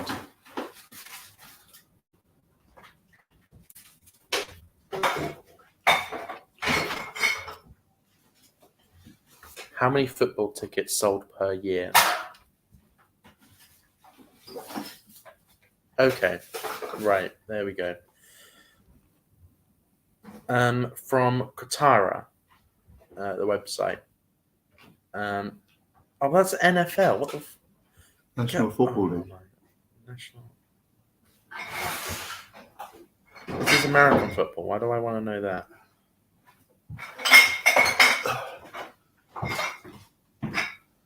Okay, so the women's tickets. Yeah. I have the data now. There we go. So, the women's football team in 2022 has sold 140,000 tickets across all 31 matches. Right. Yeah? 31 matches? Yes. Why? How many teams, though? I don't know. Right, all right. It doesn't say here either. Look, this is from Wikipedia. Right. This one. Well, that's not really the Premier League has sold 14.5 million tickets. Yeah. That's a little bit of a difference. Yes, but it's because the women haven't been in the game so much so recently. Oh, so you're just avoiding the question. No, you're not putting it the right way. You don't know what you're talking about. Here you go. Oh, no. No. Right. Hang on. Right. No. This man is a result of gender abuse. We have gender abuse from Max. I'm going to say this one more time. Right. Okay. Oh, what's up to get away? In 2022, Yeah. from the women's football team, Yeah. 140,000 tickets. Right. From the men's football team, from the Football Association, this is on Wikipedia, 14.5 million tickets. Yeah, right. That's a little bit of a difference. Well, that's a difference of 14.35 million. Stupid, aren't you? How the reason is that the ladies weren't able to play for so long, and they've not established the whole infrastructure and all sorts of the money laundering by buying all kinds of players. Okay. Yes, but in due Okay. course, right? All right. Okay. So you're saying they're not getting as much money as the footballers? Yes, that's what you're saying. Yeah, right. They're not fine. getting the same as much as the Yes. So yes, right. men. And I was But saying that is because the ladies' game has not been actually promoted and as much. I bet you next year the statistics will be very, very different. They probably Maybe won't it catch will. up with them in over 1 year, but it no, will. they won't. But Oh, we will I see. can't stand it. It's driving me nuts. God, bloody hell. All I was saying was This racist, no, fascist person. I next was to me. only saying that the women don't get paid as much as the men because they don't sell the same amount of tickets. No, I think I proved the point Yeah. that the women sell a little bit less than the men in ticket sales. Do Right. you agree that they sell less tickets? I don't agree with anything you say anyway. But the thing is, I suppose you want the lady footballers to be at home having kids and looking after the nursery. Oh, God almighty. Oh my God, Stuart, honestly. I give up. I resign. Of course they don't get as much as the men because they've been in the game much longer. Right. They also sell less tickets. Of course they're going to, aren't they? Yes. Right. So, of course, they're going to not get paid as much as the men. Why? Because they don't sell the same amount of tickets. Well, look, you silly fool. After what happened this year, the whole game will be different. And there will be Okay. catch up. It won't happen over 1 year, obviously not. No, Right? But it will happen. It must happen now. Gender abuse. Sure. Anyway, we'll move on from that. Oh, look, here's one. It's celebrities, mate. That's right up your street. God, blimey, look. Not the footballers' wives. Why isn't that on the front page? Oh, you're going to love this one, aren't you? So, okay, this is an interesting headline from behind the pages in the Daily Mail.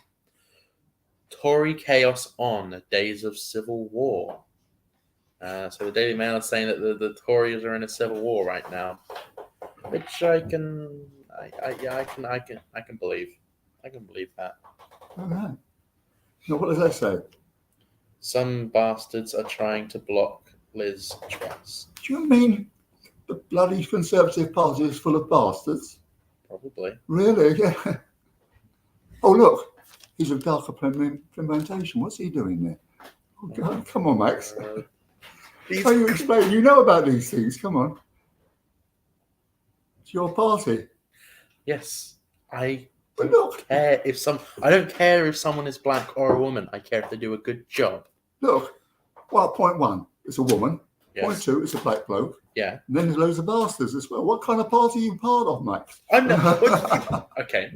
As I said yesterday, I will not vote for the Conservatives. You've been conservative all your life, mate. I will not vote for the Conservatives Right. because they are not conservative enough. Which is why I won't vote Not for them. conservative enough. Yes. Oh, yeah, of course, yeah. I've forgotten that you're getting to the right of Genghis Khan. You even want to meet Nigel Farage. Yes, I would love to meet Nigel Farage. I think Nigel Farage is very good. I don't think you're posh enough for him, mate. I don't think you think. You don't think I'm posh enough for him? No. Okay. Yeah, he's about as bright as you. Is he? Yeah, that's nothing at all. So very bright then, yeah? No, very stupid. Do you think that the Conservatives are in a civil war right now amongst their own party? Well, I don't think they're capable of bloody civil war. They're all hobbling around with crutches, aren't they? It's not very fit for going to war. So, they've always pulled together in the past, but maybe life is different now with See, this is, I think, really, is when Boris became Prime Minister, he filled his cabinet with second-rate people because he didn't want anybody capable of taking over from him. Well, he was wrong. But the fact is that you're now stuck with a whole bunch of very incompetent second-rate people. Matt Hancock, her, Priti Patel, him. None of them are fit to be in charge of a government here. Why? Because they're black and women? Because they're incompetent. Oh, okay. Like you. Not because they're black. Some blacks are my best friends. You know who I wanted to win? Listen, my sister's aunt, cousin, friend is married to a black person.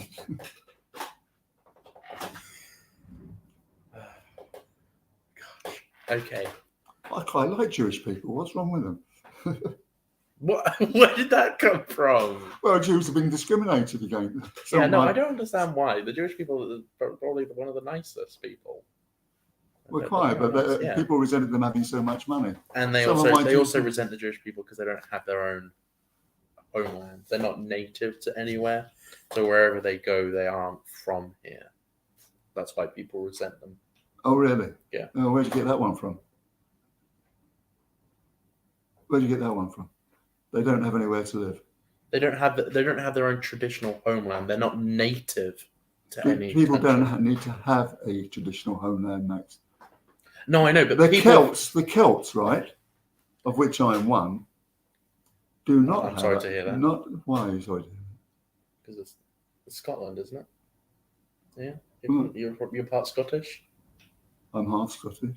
Yeah, well, I'm sorry to hear that. Anyway, why are you sorry to hear that? Because that's unfortunate.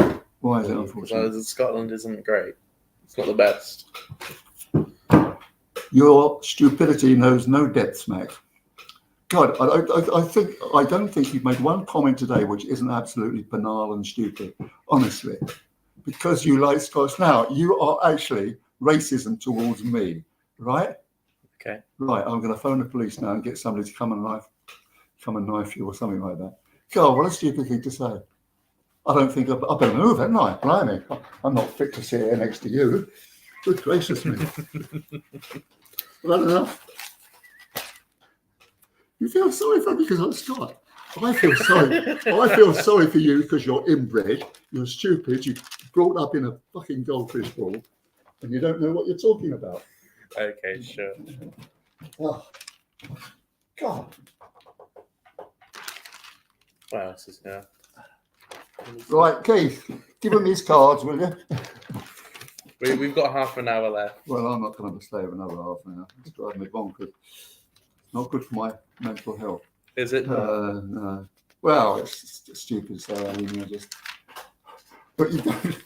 You feel sorry for me because I'm a Celt. Oh, God Almighty! God. Your proper place is. I was half joking. The real place for you is the Punch and Judy show, mate. I tell you. I was half joking. Keith, I hope you're listening to all this. Keith, what you doing employing fascist, racist, gender abuser? Oh, God, goodness gracious me. Honestly. Well, I feel very, very sorry for you being bilingual and a retard all in once. Must be difficult to fit you all into the bloody goldfish bowling competition. Okay, well, I was half joking, about the Scottish thing. Well, a Max joke is not a Only laughing half. matter. Definitely not a laughing matter. Do you have any other stories from the Financial Times? No. Let's see what the next one says. They have a savings section here. This could be interesting. No, not really. I think this is one. This one's an If you advert. believe what they say, mate, you'll be bankrupt tomorrow. All right. Do you know Piers Morgan? Piers Morgan nearly got done when he was one of the. I think it was the Sun he was in charge of, and they had a couple of guys, real chancers, doing the investment stuff, for which they do nothing. And they recommended it, and old Piers Morgan actually bought some of them. And in fact, so he had insider information. So he nearly went to jail. And of course, old Murdoch got him out of it. So that was really quite a nasty little bit of thing. So, what you say, mate? Okay. Well, we're going to go to a short break. We're going to go to Ratty and the Races, and we will be back in about 10 or so minutes. Ratty and Races? Yes. One of the bloody parts of the tiny town. I believe this is episode 1. So we'll go to this then.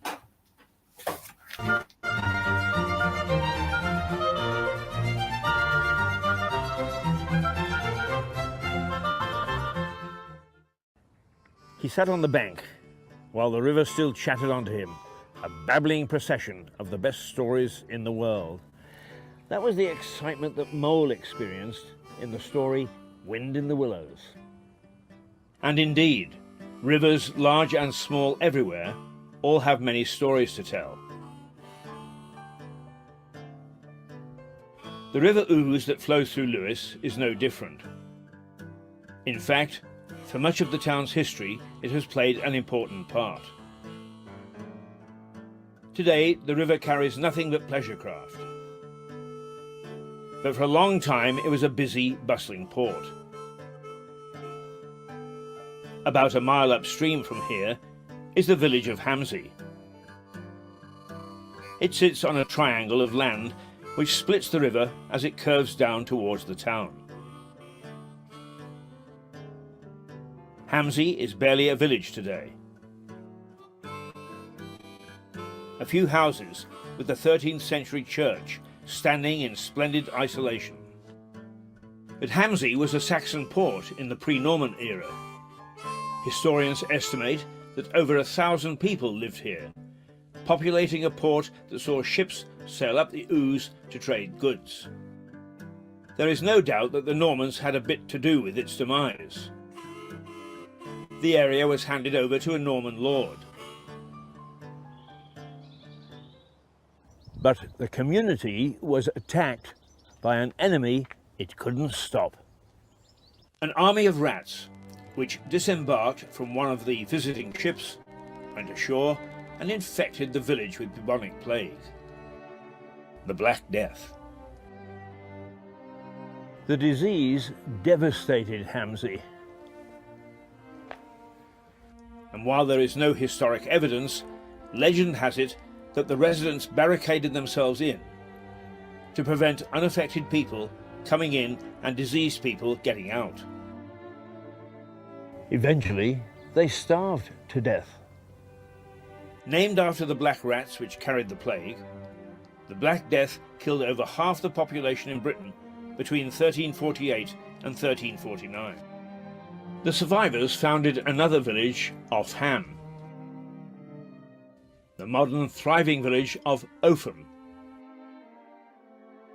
The plague attacked Lewes several times over the following centuries, each time causing significant loss of life.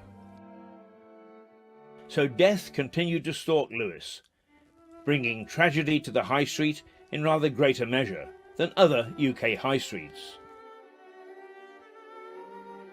Hamsey gone, but Lewes as a port flourished. Ships and barges plied their trade up and down the Ouse, creating an exciting and bustling waterway. Many of these buildings, which stand on an extension of the high street in an area called Cliff, are built with old ships' timbers. where Argos now stands, was a sailors' pub called the Bear, built as a brewery in 1787, and it succumbed to the carelessness of revelry and burned down in 1918. This quiet domestic street, which runs for a short distance parallel to the Ouse, was the sailors' playground, and history relates that there were more than a dozen brothels successfully operating.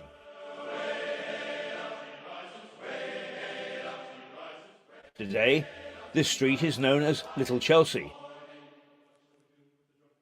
Even the name makes it seem a nice place to live.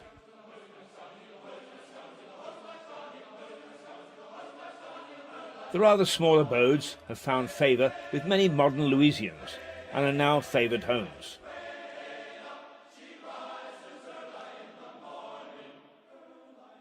And why not? They look good in a twee kind of way. And if you're not living in a former brothel, there are other historical backgrounds to raise the interest.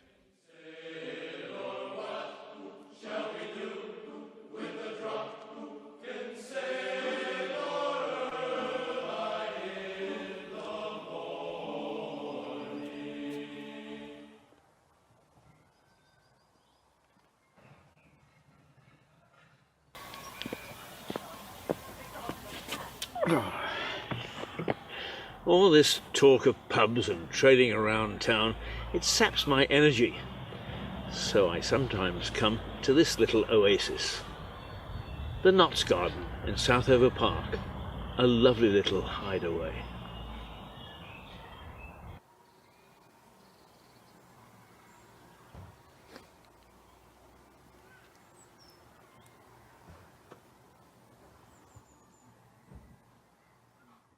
Back to the High Street, or at least its extension into the cliff area of Lewes. So I've been wandering around here because Lewes is full of antique stores and models.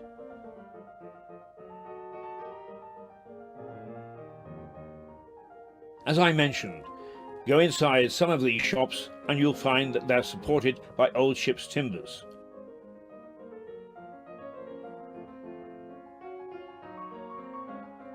Another reminder of the days when Lewes was a port.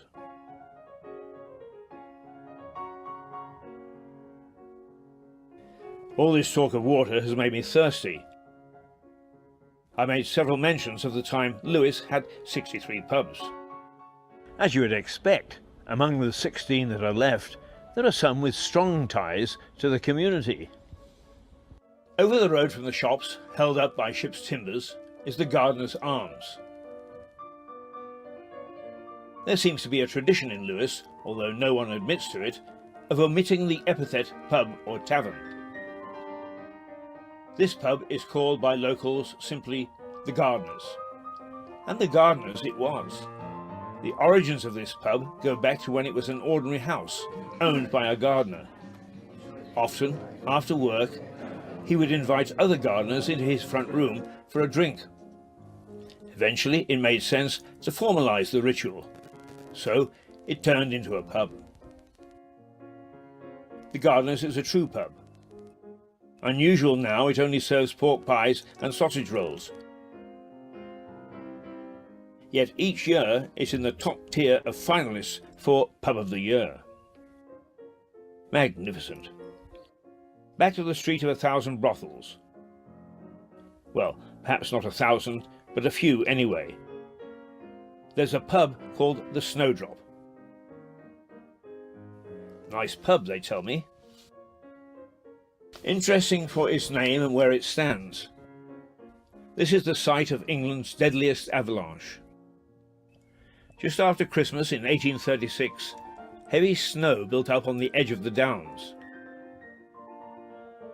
There were 7 cottages here where the pub now stands.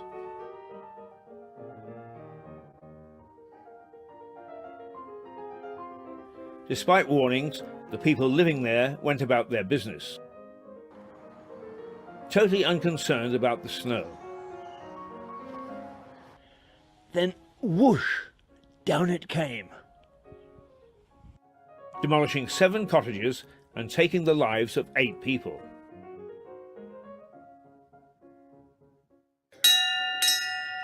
Time, gentlemen, please.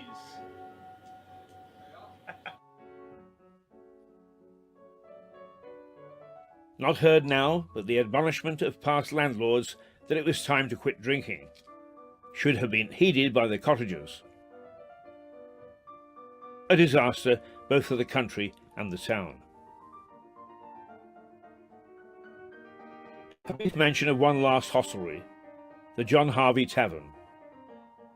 Named after the founder of a local brewery, the one of 16 to survive to the modern day, Harvey's has been around since at least 1790.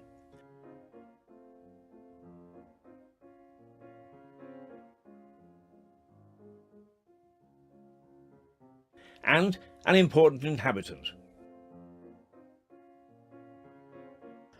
Along with Mole and Ratty on the banks of the River Ouse. More on that later. For the moment, back to the bar. How I wish I'd lived in Lewes when it had 63 pubs. Bliss.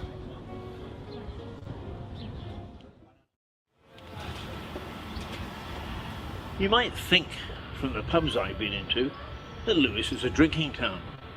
The town constable in the late 1800s didn't think so. The town constable in 1890 didn't want it to be. Here are some notes from the High Constable of Lewes, a gentleman called John Holman, dated 1880. Sunday, the 10th of October, visited all the public houses during morning service. All in good order, except Lewes Arms, several there tippling in service time. Sunday, the 17th of October, visited public houses, all in very good order, except the Lewes Arms. Again, a second time, several persons in both parlour and taproom tippling at 11:30, time of divine service. Gave the landlord a caution. Sunday, the 14th of November, visited public houses as usual, witnessed very great indecency in the person of George W. Several persons were tippling during divine service, and on our approach to do our duty, they were permitted to hide themselves upstairs in the pub. This was the third or fourth offence of the same kind. Wow, bit different today.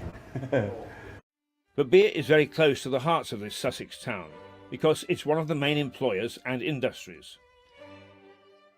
Earlier, I mentioned the John Harvey Tavern. John Harvey started his brewery on the banks of the River Ouse in 1790. He was one of the 16 that flourished here at one time. Now, with just the odd microbrewery popping up here and there, it's the only one. The brewery is close to the hearts of the community. The pubs it owns have in the main remained traditional, while its method of delivery has most definitely remained in the past. Miles Jenner is the chief brewer, and his range of beers reflects the activities of the local community.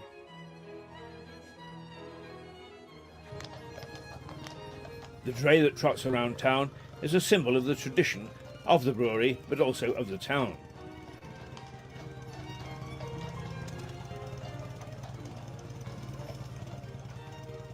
The beer maker turns out beers named after local events: Firecracker, Tom Paine, Bonfire Boy, and Lewes Castle.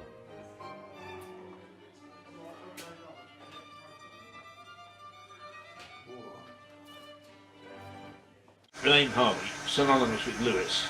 You've been around, or the brewery has been around for quite a long time. Can you develop a little bit of the history for us? Yes, the family came down, the Harvey family, from London. They were wine and spirit merchants at the end of the 18th century, and they started brewing in Lewes and on this site in the early 19th century. I can stand next door to a man in a pub in Lewes, and he will swear that Harvey's tastes quite different to anything else, and he won't drink anything else. I mean, what's the secret of the product? Any brewer's beer is really a derivative of his water and yeast strain. We never talk of water, we talk only of liquor, but a local water supply and the brewer's yeast strain would it gives his beer individual character. You could take our recipes, exactly the same raw materials, go and brew at another brewery with their water and all their yeast and have a totally different brew at the end of it.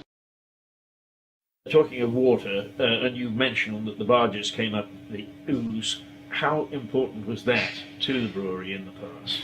Well, I think it was very important. It was, you know, a fundamental form of communication, and if you were bringing a fair few tons of barley upstream, then it was a very sensible way of delivering. But just as industry sent stuff out to the river, so the river sent stuff back to them, and it wasn't unusual to brew with river water around your feet. And the last big flood we had in 2000, we were 6 foot deep in river water. We got our product together very well, we had a good reputation, the brewery was re-equipped, and we were producing a beer which became very much identified with the local community and was dear to their hearts. The fact the building is actually known as Lewes Cathedral tells you something about the way that Harvey's is viewed in Lewes. The brewery flourished, but Lewes as a port rapidly declined. The familiar barges that had plied the River Ouse in the early 19th century carried loads of clay to the town. But the clay was used to build the beds for railway lines, and the death knell for river traffic sounded. The ships had consigned themselves to history. The first train to run from Lewes was in 1846. Since then, the railway has become an important junction in the national network. Trains from Lewes station run to Brighton in the west, Hastings in the east, Newhaven Port in the south, and London in the north. There have been successes and failures. Other lines were axed over time, with one, the Bluebell Railway, preserved as a steam preservation project. Back to our tale of the High Street. Cliff High Street is an extension of the High Street ending at the base of the Downs. At the end of it is an ancient church, St. Thomas of Becket.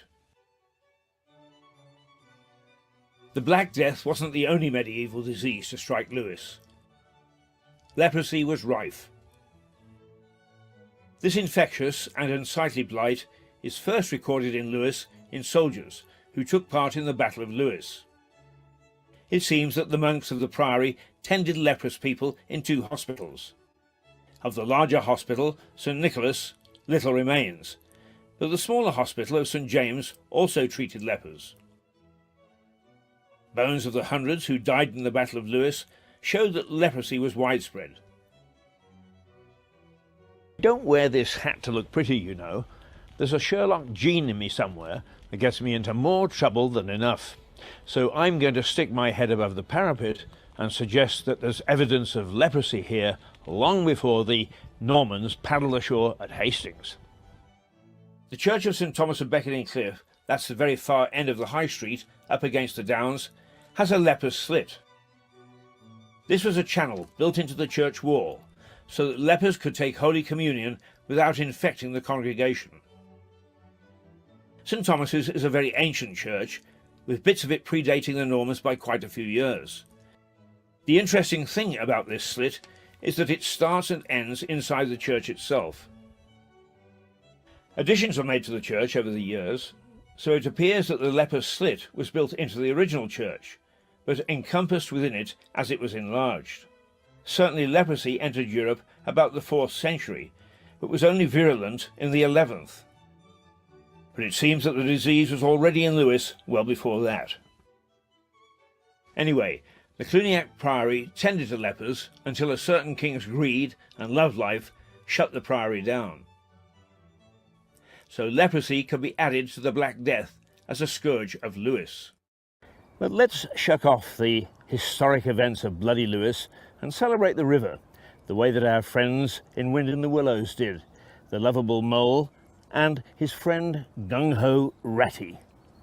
Each summer, a raft race is held on the Ouse by the local round table. Teams from organisations, schools, businesses and even groups of individuals construct weird and wonderful rafts and race each other from Lewes down to the sea at Newhaven. Not a very fair race.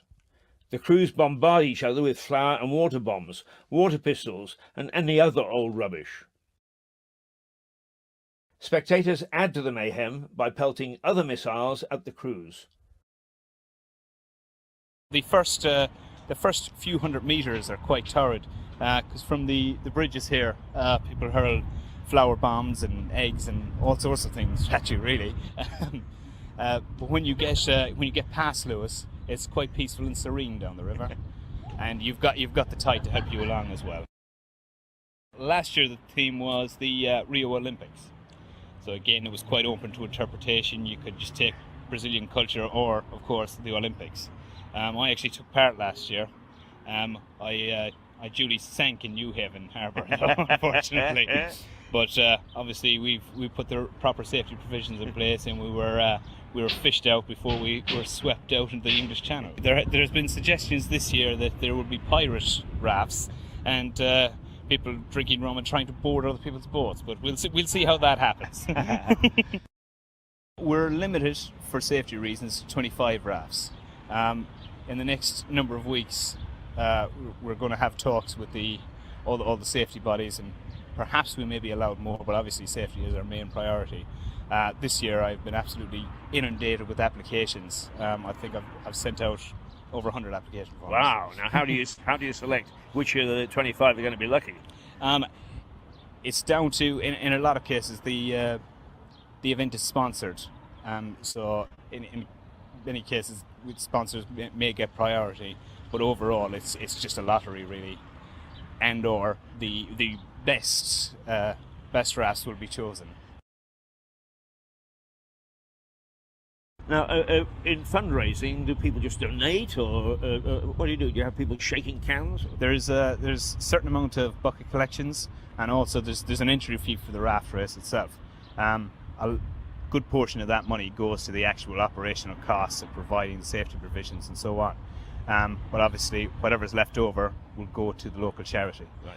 This year, we're also in partnership with Newhaven Town Council, because they really wanted to get more involved, because obviously it finishes there. So this year we will be supporting a charity in Lewis and a charity in Newhaven.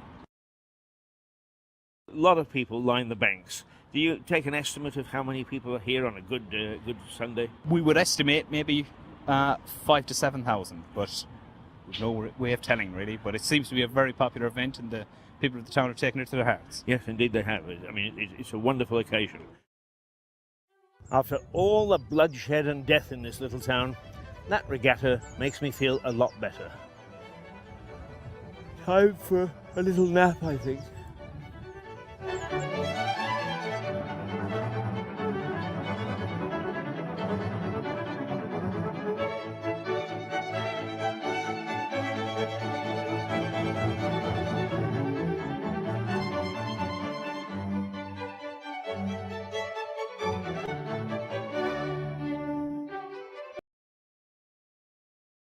Okay, and we are back. This time I'm here joined with Keith Hayes.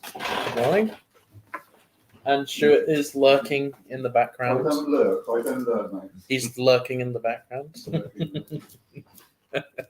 I forgot the biscuit. Yeah.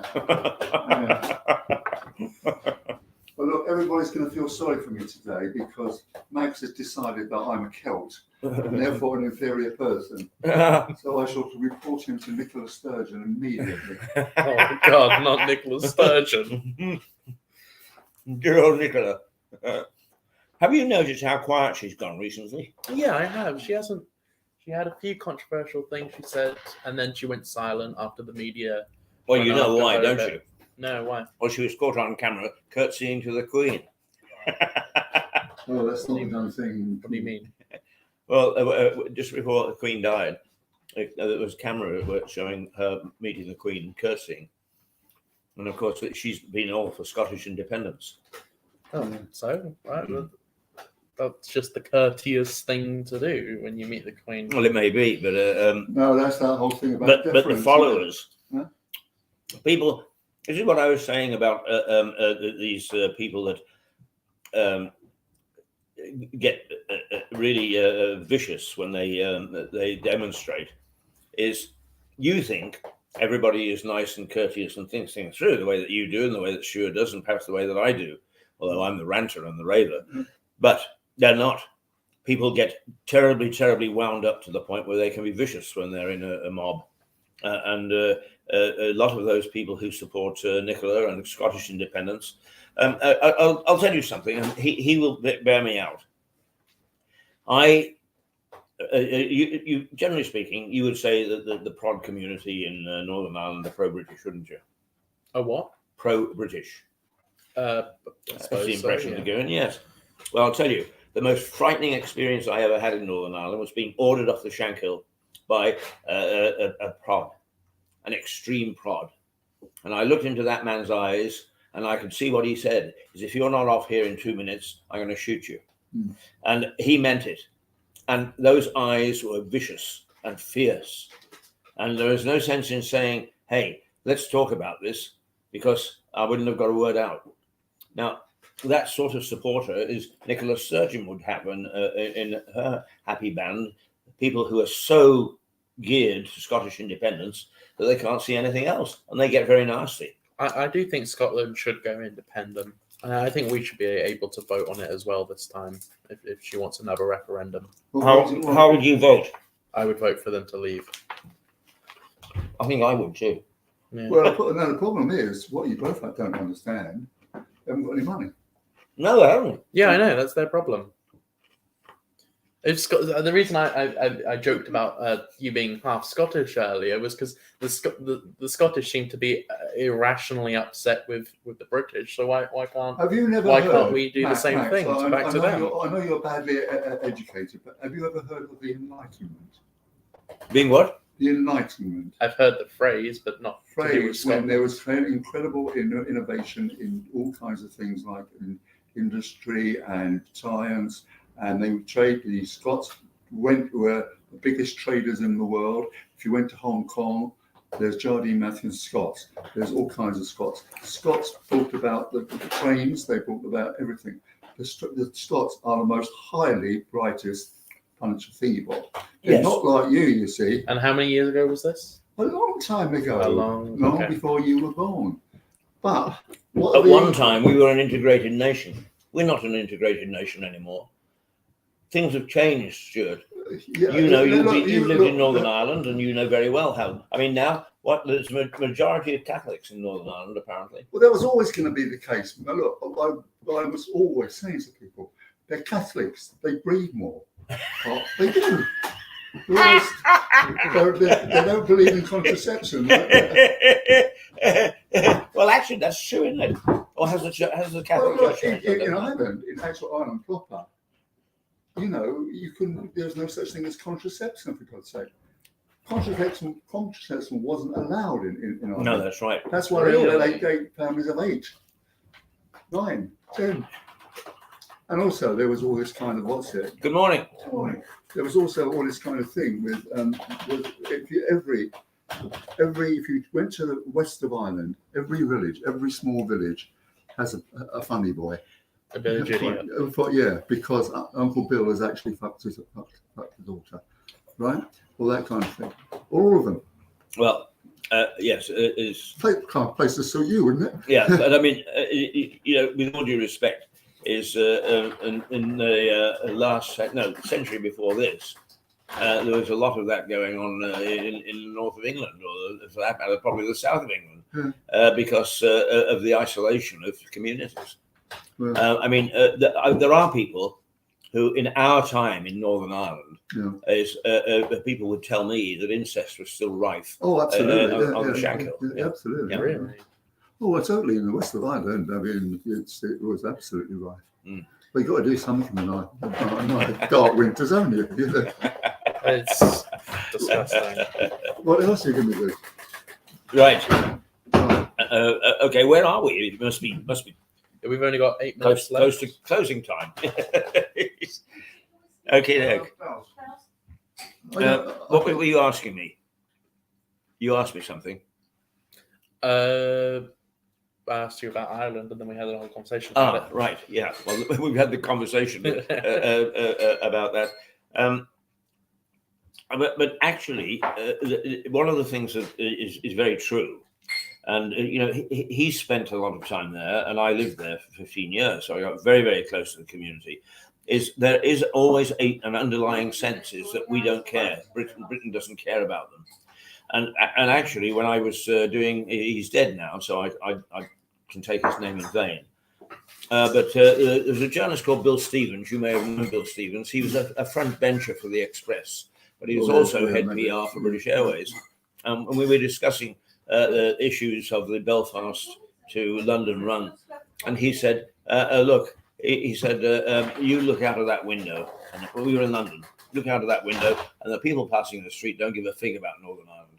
I used to say the feeling in Northern Ireland was absolutely reflective of the truth. I used to say to people about Northern Ireland, actually, unless you go there, you will never understand what sectarian means. No. I used to have a friend called Chris Calimsey, who was a very moderate Protestant. And I said, well, what is it then? What is it? Is it because they're just sort of dog-eating peasants down there? You don't like them and you don't like the Pope. He said, it's just not my country. And that is what they feel. Yeah. It is their country, is the Union. Because basically, the Protestants there are Scots. Yes, that's right. Because of the 1812. Yeah. Well, 1786 as well. Yeah. The plantation, basically. Yes. Yeah. So they are Scots, and if you go to a football match between Rangers and Celtic in Northern Ireland, you will see that the Celtic is half Irish. All the players, all the team are Irish. Yes, that's right. So there is that same community. But there are two football teams in Northern Ireland that are Protestant Catholic. I'm trying to remember what they call now, what the names of them. Yeah. It's quite clear. I mean, when you first go there, you've got to learn all the different names, haven't you? The provisionals, all kinds. Yeah. Well, that's a nightmare in itself. Unless you bump into them on one dark night and then you don't care because the gun's pointed at you. That's the problem. I will say when I go into a pub, right here now, when I go into a pub. Are you listening? Yes. Yeah? No. Oh, I'm not. No. We're laughing and Jane having a go trying to keep the door open. Not doing what we normally do. This hotel, listen, I'll tell you, being in this hotel is an adventure in itself. Oh, it's not. Every day is absolutely, there's something different, something funny every day. You got it. Right, now you were saying? Right, well, when I go into pub, I always like to be sitting where I can see the door. Because in Belfast, you're likely to get an IA man to come in and spray the saloon bar. It's true. It's absolutely true. Because when I was writing my book, the hotel up there, 2 gunmen went in. And that's where I got my intro to the book. Oh, really? It was next to the hotel. Yeah. And they got in and they sprayed the whole bloody bar. Well, they're Irish, but they're Catholics, of course. Yeah.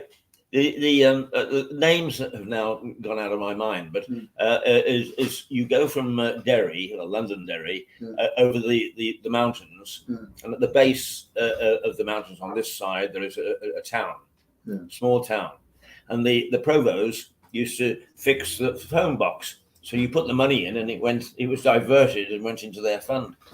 And Valerie, my wife, was driving my daughter and her dance group around Northern Ireland. They'd been to Londonderry, and they stopped there just very briefly to go to the loo, got back into the van, and my daughter said to my wife, "Mum, look," and here were a bunch of balaclava guys waving guns, running down the street trying to get their van. See, if you're Protestant, it's called Londonderry. If you're Catholic, it's called Derry. Derry. Yeah. Right. You wouldn't believe it. I remember when with Stephanie, we went over. I took over for the first time, and we're a taxi at the airport, and you got to fill the taxi before you go. And then she said, it was just when there was the breakout of the jail. What was it called? Do you remember? The breakout of the jail when 27 of them got. Yes, right. And one of them said, she said, "Oh, do we know who they are?" And I said, "Shut up, shut up, shut up." You could recognise, a Protestant can recognise a Catholic at 100 yards. Yeah, they just knew. With yeah. with the Protestants and the Catholics in Ireland and fighting and whatnot, were there any atheists? What were they thinking at the time? No, there's no atheists. No? They're incredible godfathers.